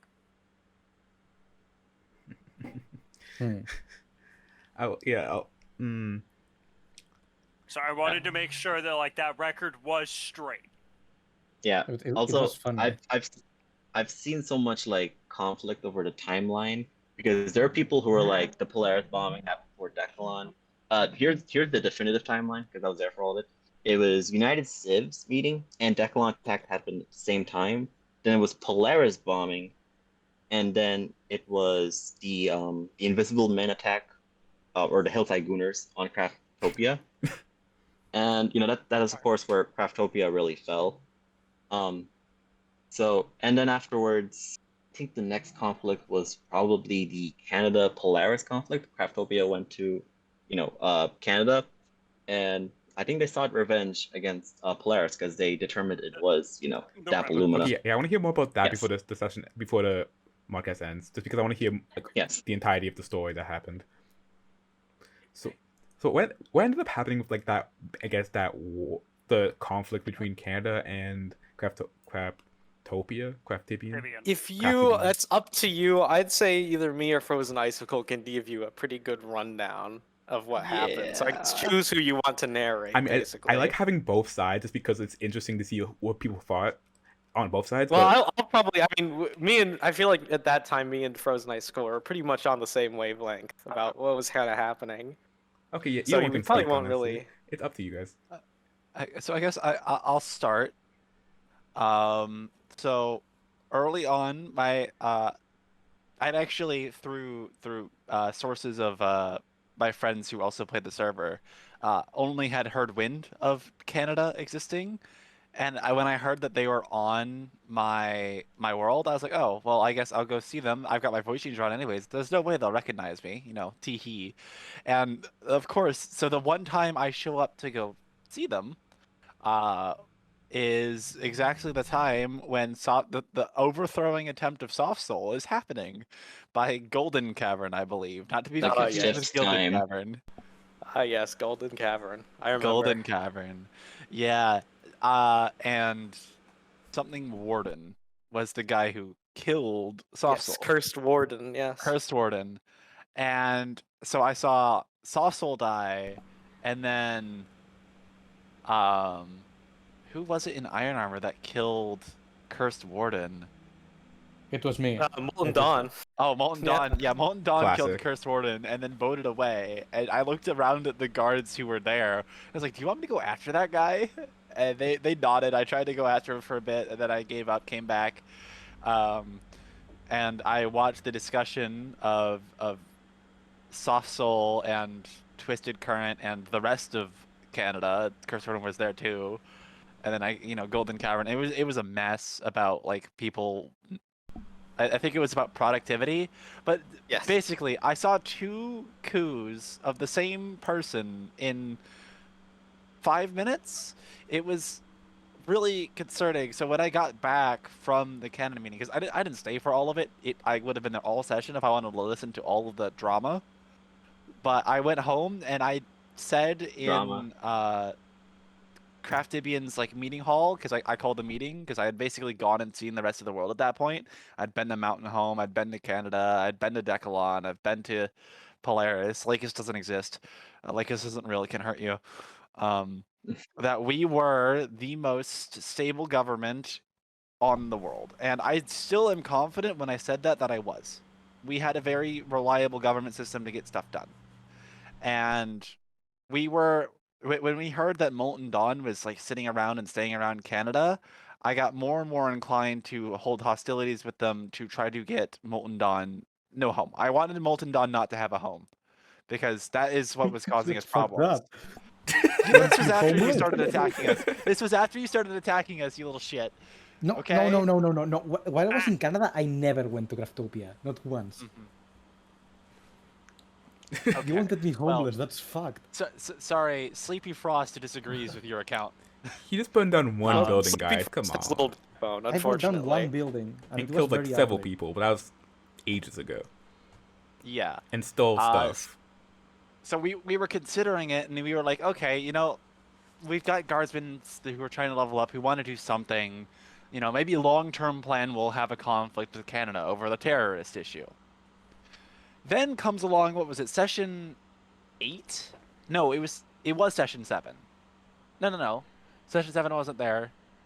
Yeah, okay, it was the session that I had, the first session I had fully back.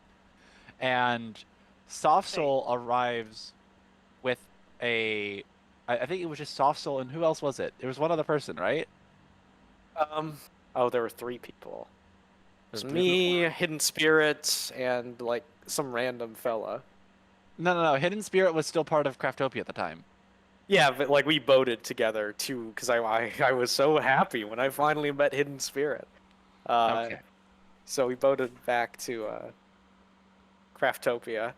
Yeah, they wanted to, because they had got wind that we were trying to accrue allies in both Decalon and Polaris against Canada for the Molten Dawn terrorist issue, which was happening. That was actively what I was trying to work on, because I wanted the world on our side for it. And that eventually brought... We met up in Mountain Home the session before, and then the next session, right at the start, he comes to Craftopia whilst we were trying to have a meeting about what's going on. And during the conversation, he was just very tired of leading Canada, and he said, "You know what? You guys can just have Canada if you want." Hey, real quick, I do have to correct you, Star. Yes. Soft Soul, not a man. Sorry. Oh my goodness. No, you're good. It's okay. It's all right. I'm just in the moment of trying to remember the story as it is. My apologies. You're good. But Soft Soul, she gave us her verbal confirmation that you can just have Canada. And What a statement! You know what, Canada, you have it. It's fine. Who's gonna notice? My brilliant advisor at the time, Glimmering Rose, said, "You know what? Can you write that down? Can you sign a book with that?" And she did that. She did just that, except she did it in a way where it was really complicated for me to do anything with it. Soft Soul herself signed fealty to me, personally. And I wasn't the full leader of Craftopia. So now I'm in a really awkward position. And then there's like this book burning thing. And I think that's more Soft Soul's discussion, because I don't really remember all the details of that. But it got really, really messy from there. It was funny. I don't know. Well, at some point, I came to and I was like, well, I do like power, so maybe I won't give away my independence. And the people, they really didn't like the idea of signing away their independence. I wonder we were why. planning a coup if you didn't change that. Yeah, so like what? For a single session, we were the largest nation. Theoretically, I mean, they did No. not want that. I told everyone I signed away our independence. guess. And they were like, Soft Soul. But then they didn't want to sign away their independence. So What a I guess I state. became leader And again. there Did you was not the talk fake to them about it book beforehand? You just like said like, No, you I know just what? did it. I just did it. I was like, oh, well, fuck it. Wow, that's just evil activities right there. That's just alright. I guess to finish the story, I went and pretended to burn the book in Canada when we went to go ask questions about it, but I actually held on to it and burned a different book written by Little Depth, for those who know. Oh god. Which later on, and this is why I said Soft Soul changed the entire plot line of the entire server.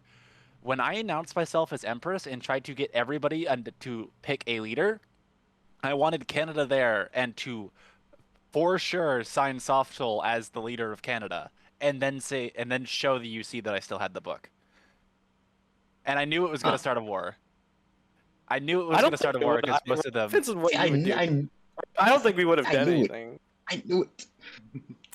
Yeah, you I told you. I guess it hasn't been super public, but I told you that you did when you said you wanted to start a conflict with the United Nations. Like you were hoping something was plotted. I was the person who had something plotted and got it thwarted by the simple fact that somebody was a little eepy. I was a little sleepy. Yeah, no, you were definitely building up to being the person starting the conflict, which is why I believed. So you I coming get to it, say yeah. otherwise, yeah.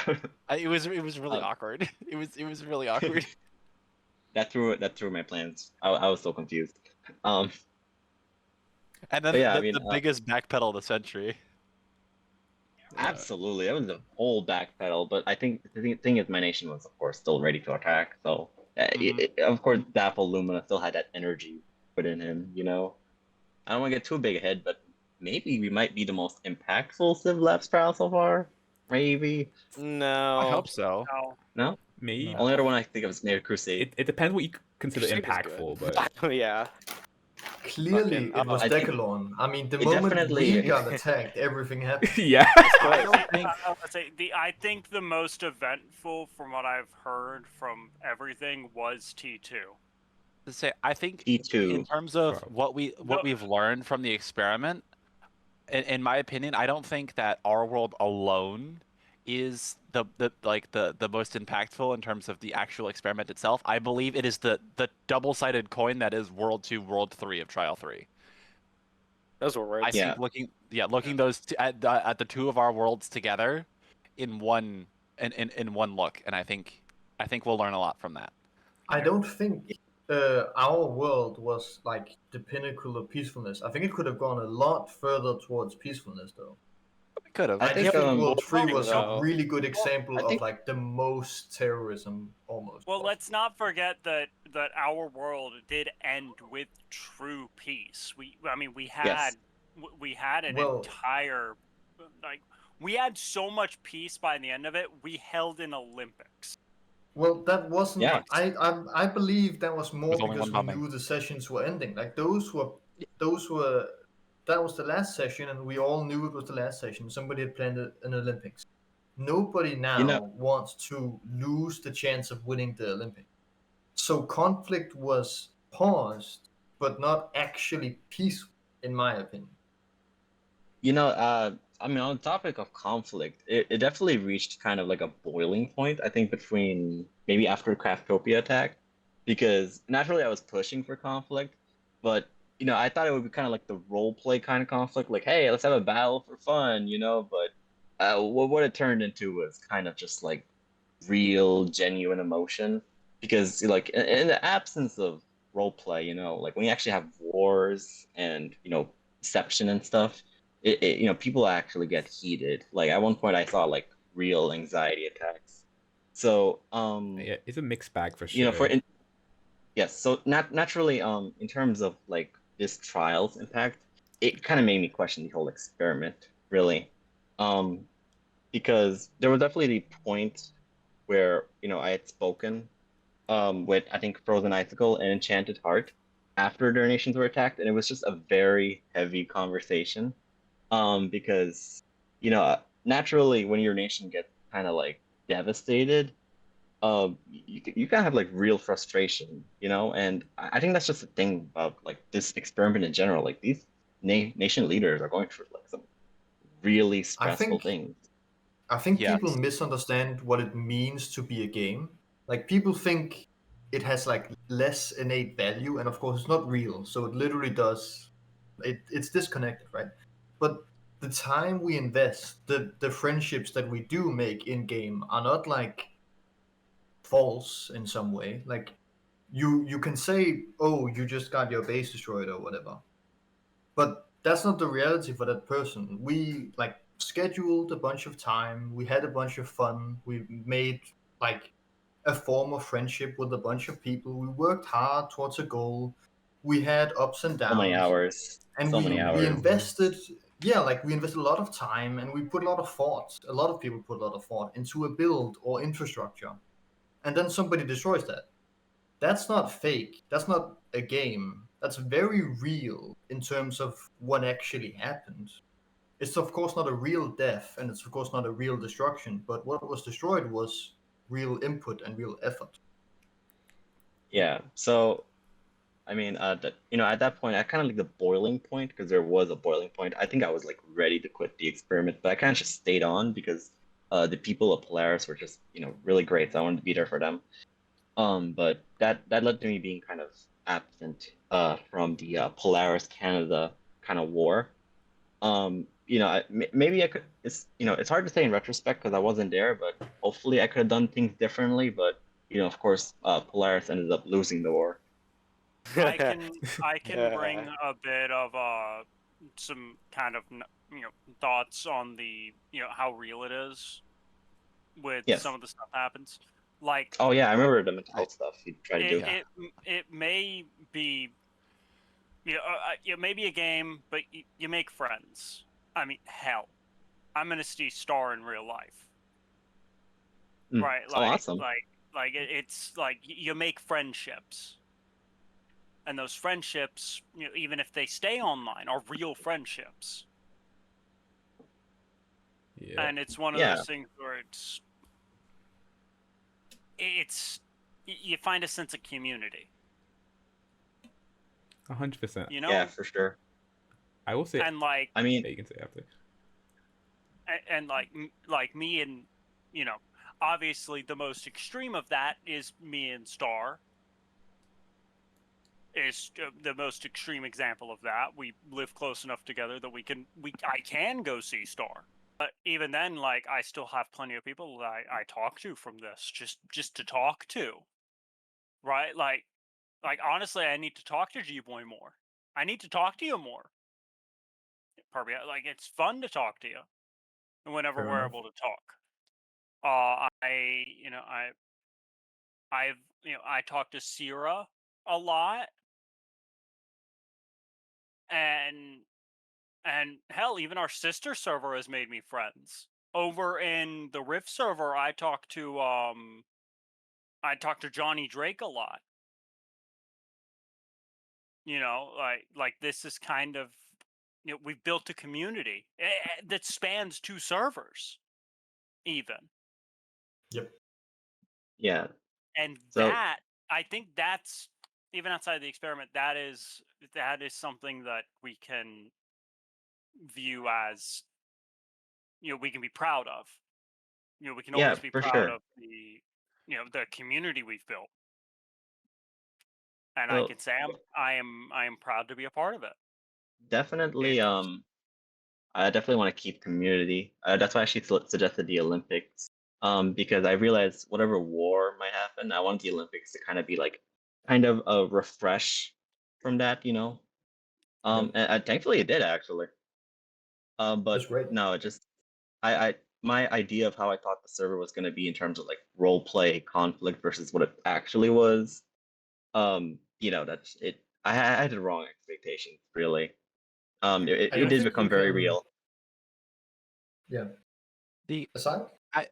as I put it in the video that I posted, the first one, in terms of emotion, and I want to bring it up, is that, like a few guys have said, the emotions that some of the people felt about the server were very, very real because of the time, the effort, the fact that if somebody does come in, break a bed, and kill somebody, you can genuinely lose somebody. That is grief, in a small amount of it. What CivLabs does in the way that it is built is force roleplay among the people who aren't roleplaying because it feels real. That is the rawest form of roleplay. Sometimes people are a little more lean into it. I definitely am one of those people who leaned really hard into it. But I can't deny that a lot of the emotions, the anger I felt when I found out that Jedi Creeper attacked Decalon, the complete sadness I felt when Hidden Spirit came back with Soft Soul and Ruthless Sky and basically took away the people that I was trying to protect. Like, those are genuine emotions. And I feel like everybody here has their own instances of something they probably felt in server. Maybe I'm wrong, but I feel like everybody has something they could say about somebody else they met on the server, and that's what makes it magic. Yeah. Like, I I don't can think- say that I genuinely felt love and care on the server. Yeah. I mean, I don't think conflict roleplay really exists. Like, you can do politics. You can do like, oh, your one guy killed somebody in the mines, something like far away, like not attack the civ, but like a random conflict. We want 20 diamonds or whatever. Like, you can do that kind of politicking. But anytime there's a true conflict between civs, that is not role playable, because the revenge aspect, an eye for an eye, each person attacking each other continually, is very real. That like, your opinion on, oh, this feels fun, will be overpowered by actual real emotions of what you have lost, because you put a lot of effort into it. There's still a can't guy roleplay with a it. grudge against Polaris. Like, I'm just like, Yep. chilling, man. You know? Wasn't it isn't that dreaded? I don't want to say names, man. Pretty But he sure it's bombed dreaded. us at the Olympics. I've seen Dreaded at the server, or talking in the T7 server about it. Yeah, I mean, So like, much. how do I, I'm gonna be honest, man. This might be a call out. If you attack Decalon and then Polaris attacks you, you kind of shot the first bullet. So why are you getting mad at us? Okay. But anyways, Facts. edit it out if you want. What was I gonna say? Yeah, it's just it definitely, like, the conflict has reached a boiling point in terms of emotion. That I was ready to quit CivLabs. Now I don't feel so, because the Olympics really came in clutch. You know, I think I wasn't even sure if I was gonna be, like, friends with Frozen Icicle after the whole, like, drama. But the Olympics came in clutch, so I would say the trial was kind of like a car crash that still somehow managed to, like, parallel park. So I think Yeah. I will say this event got what I wanted to see out of the experiments. This got the most of what I wanted. The true psychology of it. I joined this because I was interested in the psychology of how human psyche works in this scenario. And I saw a lot of that: the anger, the care, the investment, the drive to better your community. I saw a lot of that this session, because I went around to a lot of civs because I got lost a lot. Yeah. Even I like mean, those small poor communities, I saw them just working to better their civ and make friends, communicate, love, care. Some civs felt rage and everything, and it was like I saw the most out of it during this. I saw a lot of it during T2, but I absolutely saw the most of it in T7. I mean, And I think Yeah. that's pretty cool. I mean, if it I think I helps. figured out the title of my second video. Not awesome. I mean, not gonna lie, this is why I feel like this trial has been impactful. But no, for real though, I think it is a big need for Shah Rush's team to kind of address these issues, because while we ended up kind of fine, it was not going to be like that. At one point, it was really not going to be like that. And that's going to be, this same problem will emerge in future trials unless ShotRush and his mods kind of start caring about this aspect of it, really, because I haven't seen them mention one, honestly. So from what crazy, can I go into that from what a bit of what I've heard internally about like I feel like we shouldn't get that? too deep into eternal stuff just because this is like Yeah. a public kind of modcast. Mhm. But Okay. I mean, we turned out fine, but the thing is, the other world, they did not turn out fine. The terrorist world, that's bad ending, Yeah, I So, disagree. those guys have it wrong. I hard disagree. I have become friends with several of the people from World 3, and a lot of the people who continued to play after the terrorist uprising are still friends together, even tighter than before. Shout out to the Deep. I know you guys are out there. Like, love those fuckers. They tightened their bonds to trauma. That's what happens. When you get friends in a situation like that, the bonds get even closer. Oh, yeah, like absolutely. If somebody continues to play through that, then it's a huge bonding moment, the biggest bonding moment at all. But it's also a breaking point where it's like on an edge. If they keep going, then it's a really strong bond. But they might just leave. Like for example, Decalon, right? I don't know how many people left because of that, because I didn't interview people, right? Like that's metagaming during the event. But there was like a few, one or two at least, who I think died in one of the raids and never really came back. Like they went for another session and then they kind of disappeared without saying anything. But the rest of the people who stayed, we got a really close connection because of these attacks. Basically, like at least that was a large component of why. But that created a different atmosphere. Like afterwards, we were bonded together, but we were also kind of, we can't get enough progress at this point. We're too far behind. So it was like a lost atmosphere in a way. So real quick, Ian does want to say something on this. Yeah. Before we end. Yeah. Okay, I have, so basically, kind of like working off of what Fluffy was saying, like there have been, or I don't know if you specifically mentioned it, but I've had a lot of times where I had like pretty negative experiences on the event, and it's like the first time I ever had it, I was a leader in the last trial of my civ, and I did my very best to like try and be kind and generous to everybody, and I did my best for my citizens, and it kind of was falling apart at the seams, but like that was a whole other thing. And then I log off that final session. I go on the Discord server. I'm like, where are my fun guys at? Immediately, the first thing that I get hit with is someone replying to my message that was like, oh, you fucking broke bums. I hated you guys the whole time. You guys were so annoying. It was like someone was just going off on me, like me vaguely, specifically, I don't know. And then they like followed it up, just like with so much hostility, just in the general chat. Which just like felt terrible. I just like my whole entire thing pivoted from like I'm so happy, the trial just ended. I get to like find all my friends and whatever, and it immediately shifted into like now I'm in a bad mood. And kind of over the span of time, I've had a few other interactions with people. Like there was a time on the Discord server where someone was just being like really ableist in the general chat and talking about how like people with mental disabilities are like griefers and like have no empathy, and it was like really weird. And a moderator basically came in and was like, is this going to sort itself out? Didn't warn the person at all. And it was like a little bit strange on like why that was not being taken seriously. I think that person got an internal warn, actually. I think they were warned. Okay.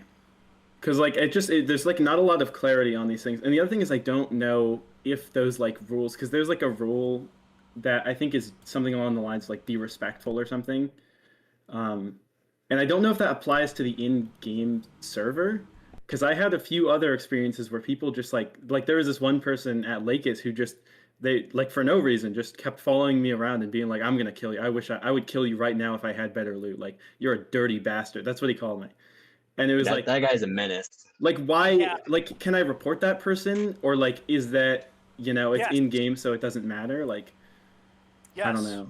There was a guy banned for putting the N-word on a sign because he broke that Mhm. same rule. Yeah. So report that stuff.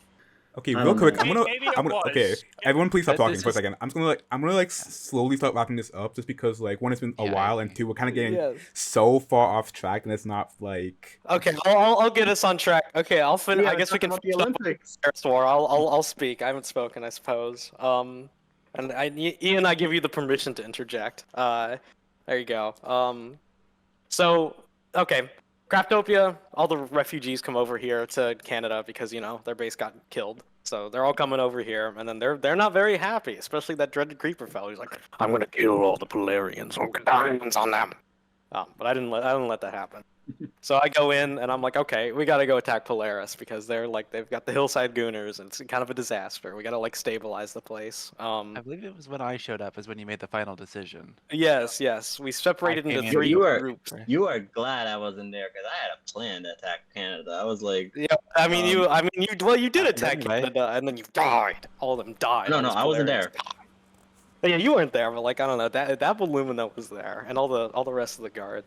Yeah, Um, I mean, I they I did will try to vouch for attack us. Napaluna, but he kind of had a poor invasion plan. He kind of he took our went to the nation. nether portal and died. He took our nation's fate on this plan. I mean, okay, first I will actually defend Appalumina.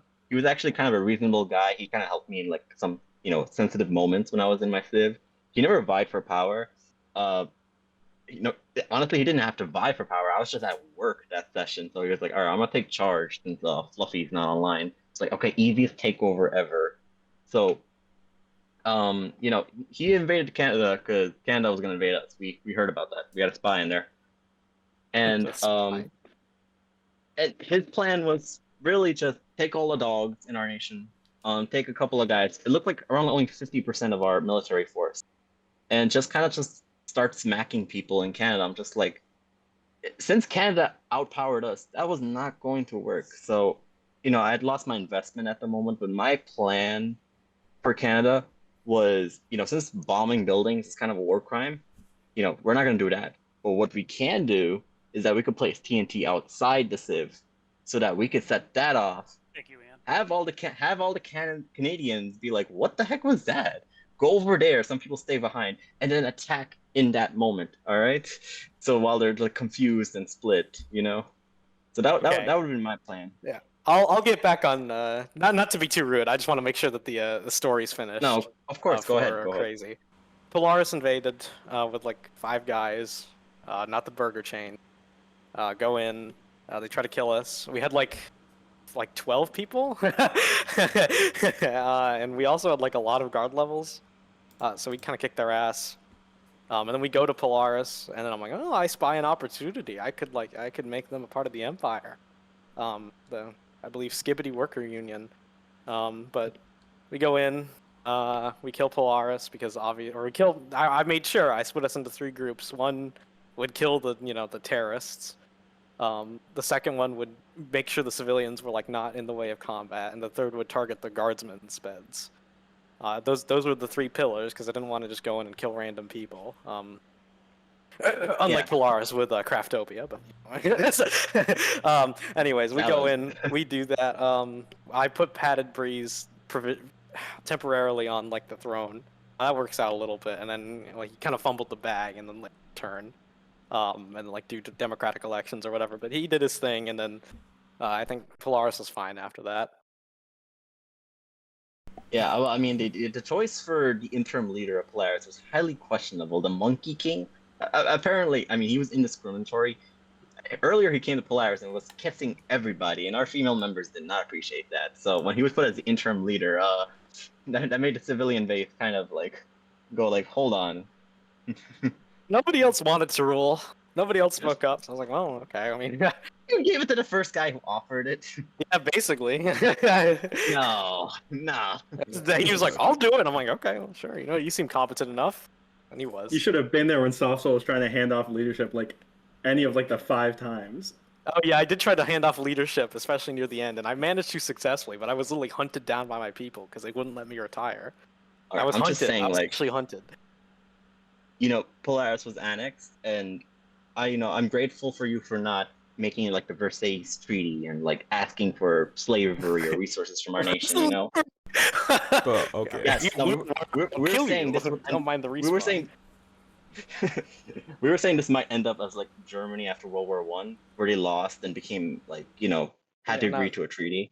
I'm not evil, Um, okay? Like, I appreciate that. I'm a little evil. So of course the treaty that you provided only had no conflict on that, which I was happy to oblige because like at that point, the conflict was kind of lame, like it was Yeah. too real. So No, that's we, fair.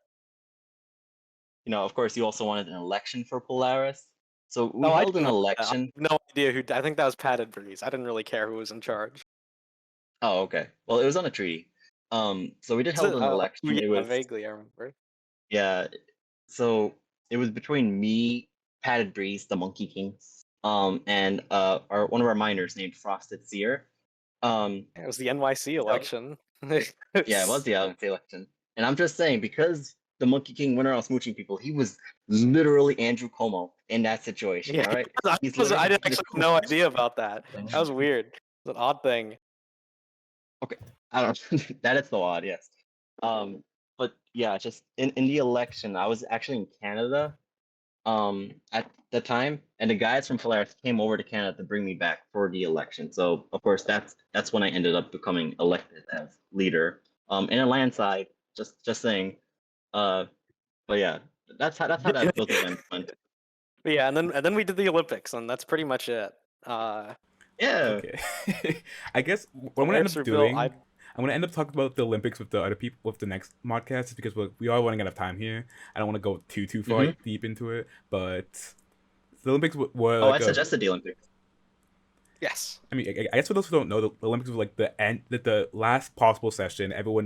Every nation had like a couple of representatives to do events, and eventually we had one clear winner. But I guess that was made after the events ended. But I forget who the Deca lock in. Deca lock in. Yeah. Deca lock in. Deca did not lock in. We got Deca did log in. We did log in twice. we won two and then we events, didn't log in. and then for some reason, second place got more points than us for some reason. But that's whatever. Yeah, it was. I know it was rigged. Don't worry about it. It's okay. It was It's rigged. rigged. Don't worry The about it. sheer power of second places by Craftopia won them first place. Second place is Yeah. base. First place is cringe. Yeah, there you go. There you Yeah. go. Next. Girls rule, Uh, boys drool type shit right there. But The Olympics were successful. They, I conceptualized them to be kind of the peace event, and it was awesome. It really met my expectations of just like kind of building the server together as a community. Yes. And of course, all the shout out to Fading Shadow and Mountain Home for running it. You could tell Yes. Fading Shadow was like under a lot of pressure. Oh yeah, Rating Shadow did hosting it. great. I love Mountain Home. Yeah. yeah, I'm definitely gonna interview them. Like once. Yes, please. Because If I end up doing a part 2 for this. Yes. I didn't get to talk too much about Canadian history. I did a little bit, but not like everything. Yeah, But me this and was there were sort like of so like many- the issue. same nation, coups basically, I'd of say. Canada.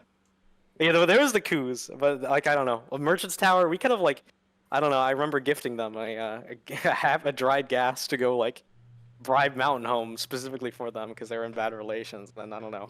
Maybe It we was should a have- great relationship. Me, Mountain Home, and Merchant Tower. We were all basically, I don't know. We were all very good diplomatically. Seriously, maybe we Merchant should Tower have like a stole none of the right templates from you. I don't know if you knew that. Like, Oh no, that's Merchant okay. Tower was They're stealing from loving. everybody. Oh, yeah, no, that's what they do. Hello? Okay, Miko, you were saying? Yeah, but maybe in the next one, because this is very like the east of the world, you could have people from Lacus and Mountain Home give their No, perspective. that's my Oh, plan. I just wanted to have like for the first one have like the main Because people or the Canada main doesn't leaders. have much to do with most things, except like maybe some messes at the end. Like yeah, Soft wasn't. Yeah, just No, yeah, 100%. I will once I do a second part. I will try to get more people from the other nations. I just want the main nations for this first interview. But yeah, I am gonna wrap things up because I don't want to be here for another hour doing this. But I mean, if you guys have any last words, I guess we can go in order this time. So I think Obsidian, you can start. Do you have any last words you want to say before the podcast ends? I mean, not really.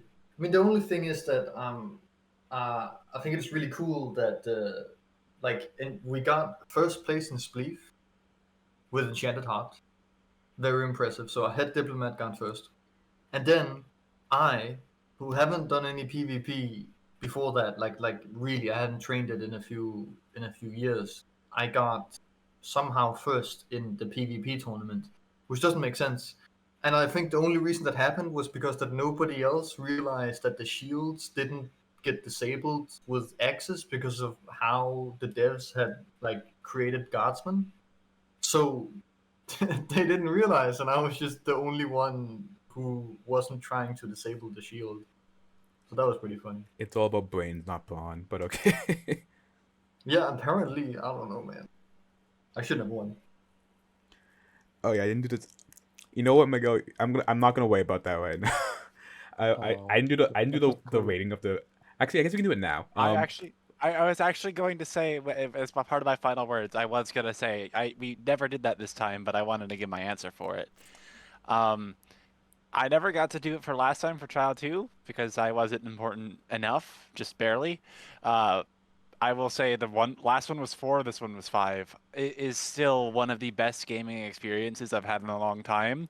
I continue to get accused of saying I'm just glazing every single time I say it, but I'm being genuine. It's a blast to record, edit these, and turn them into stories, because that is what it is. I said it sometime in this interview that this server is a book. Every trial is its own book, its own story, and I believe it isn't fully seen until you've seen the other worlds too. So I can't wait to see the other podcasts. No, yeah, no, I'm excited. Glad. Thank you for inviting me, and I can't wait to be on the next one. Smile. Okay, yeah, we'll see what happens, but okay. But yeah, I guess I'm saying real quick. I guess if you want to give you a rating of the server, 1 being terrible, 5 being amazing, or like just your experiences overall. Wait, what? On a, 3. on a scale of 1 to 5, 1 being terrible, 5 being amazing, how was your experience this event? I don't know. I was stuck in the mines, dying forever because I made some mistakes with placement of the mines and shit. So that was actually really miserable for like session 3 to 6 or something like that. That was a lot of death and I guess seeing people die and shit. What So about your I overall kind of experience? want to, just for that part was a 1 for like 3 sessions or something. But the rest of it was probably 3, I think. Okay, that's not Yep. too bad. But alright, Soft Soul, you up next. Final words and to rating. rate it, I'd say like a 4 out of 5. I think I only had two like issues with the event. One of them being that whole fiasco with the blacksmith stuff. I was a little disheartening, and then I think the second one was I don't know. Whenever I left to go sleep because I was sleepy, my nation kind of fell apart sometimes. Like Sleepy Frost had to do diplomacy, and she was not very pleased, so I had to stay on all the sessions. I have a life, so I got very tired sometimes. Other than that, though, it was really good. It was really good. Alright, fair enough. And alright, next up, you want to say your rating and I guess your any final words? I would say it's a solid 3. I mean, at one point it hit like a 1, but I mean, by the end, the comeback, the reconciliation, it hit at 3. I guess my final words is it's been surreal, kind of just like expecting to do nothing and then doing a lot. I just want to shout out like all the people of Polaris. I love my Polaris people. I could run down the list. I want to shout out Shine Float or Fatka for actually making my restaurant happen, because it was built actually and it was ran by them. And they ran the Trials music events like the Ash Nico listening parties. I want to shout out also Onyx Sparks from the Red Cows, a lesser known organization on the server. For just being like my friend throughout the hardest moments on the server. So, yes, I just love my Polaris people, really. Alright, nice. And I guess Ian, if you want to say any last words or your rating of the server. Me? I was gonna say Ian, if you wanted to say yours first, just because I'll ask you after Miguel. But I'm not sure if Ian's still here. I would say like a 2.5. Like it started off really strong and then it kind of went downhill. But I'm really excited about the 2 feedback forms they put out, and I'm excited to see I think they said they're going to share the results, and I'm excited to see how that gets synthesized into the next trial. I think. I forgot the shout out Obsidian Void, who made the United Civs happen. Oh, Just a yes. nomad. Obsidian That would be it. Void. That would be. Oh, I'm like trying to remember who I forgot. But I miss she her deserves- dearly. Yeah. Who? Oh, she deserves a yes. shout out. For your future, Crazy. I want you to remember this. There's only one Lacus individual who's worth anything, okay? And that is Supple boy. Tangle. You remember that, okay? What do you have? You remember the name. Wait, wait. Rest of Lacus We forgot- are forgot useless this. to me. Okay. She holds a grudge because Lacus bombed the Canadian No, sword. I hold in it the end. because Lacus is No, stinky, I okay? wanted the Canadian All storage right. room. What? No, on, that's not it. Russell.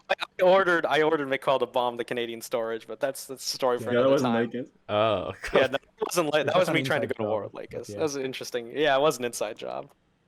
Wait, what? Of course. Okay. Anyways, Miguel, you want to say your rating and any last words? I think my score would be like a 1.7 or something like that. Like this one was not comparable to the last one. All the bugs, all the messes, double XP, people exploiting. It in general it was just a worse, lesser experience. Maybe like 2 hours of what I played were comparable to last trial, if I'm to be honest.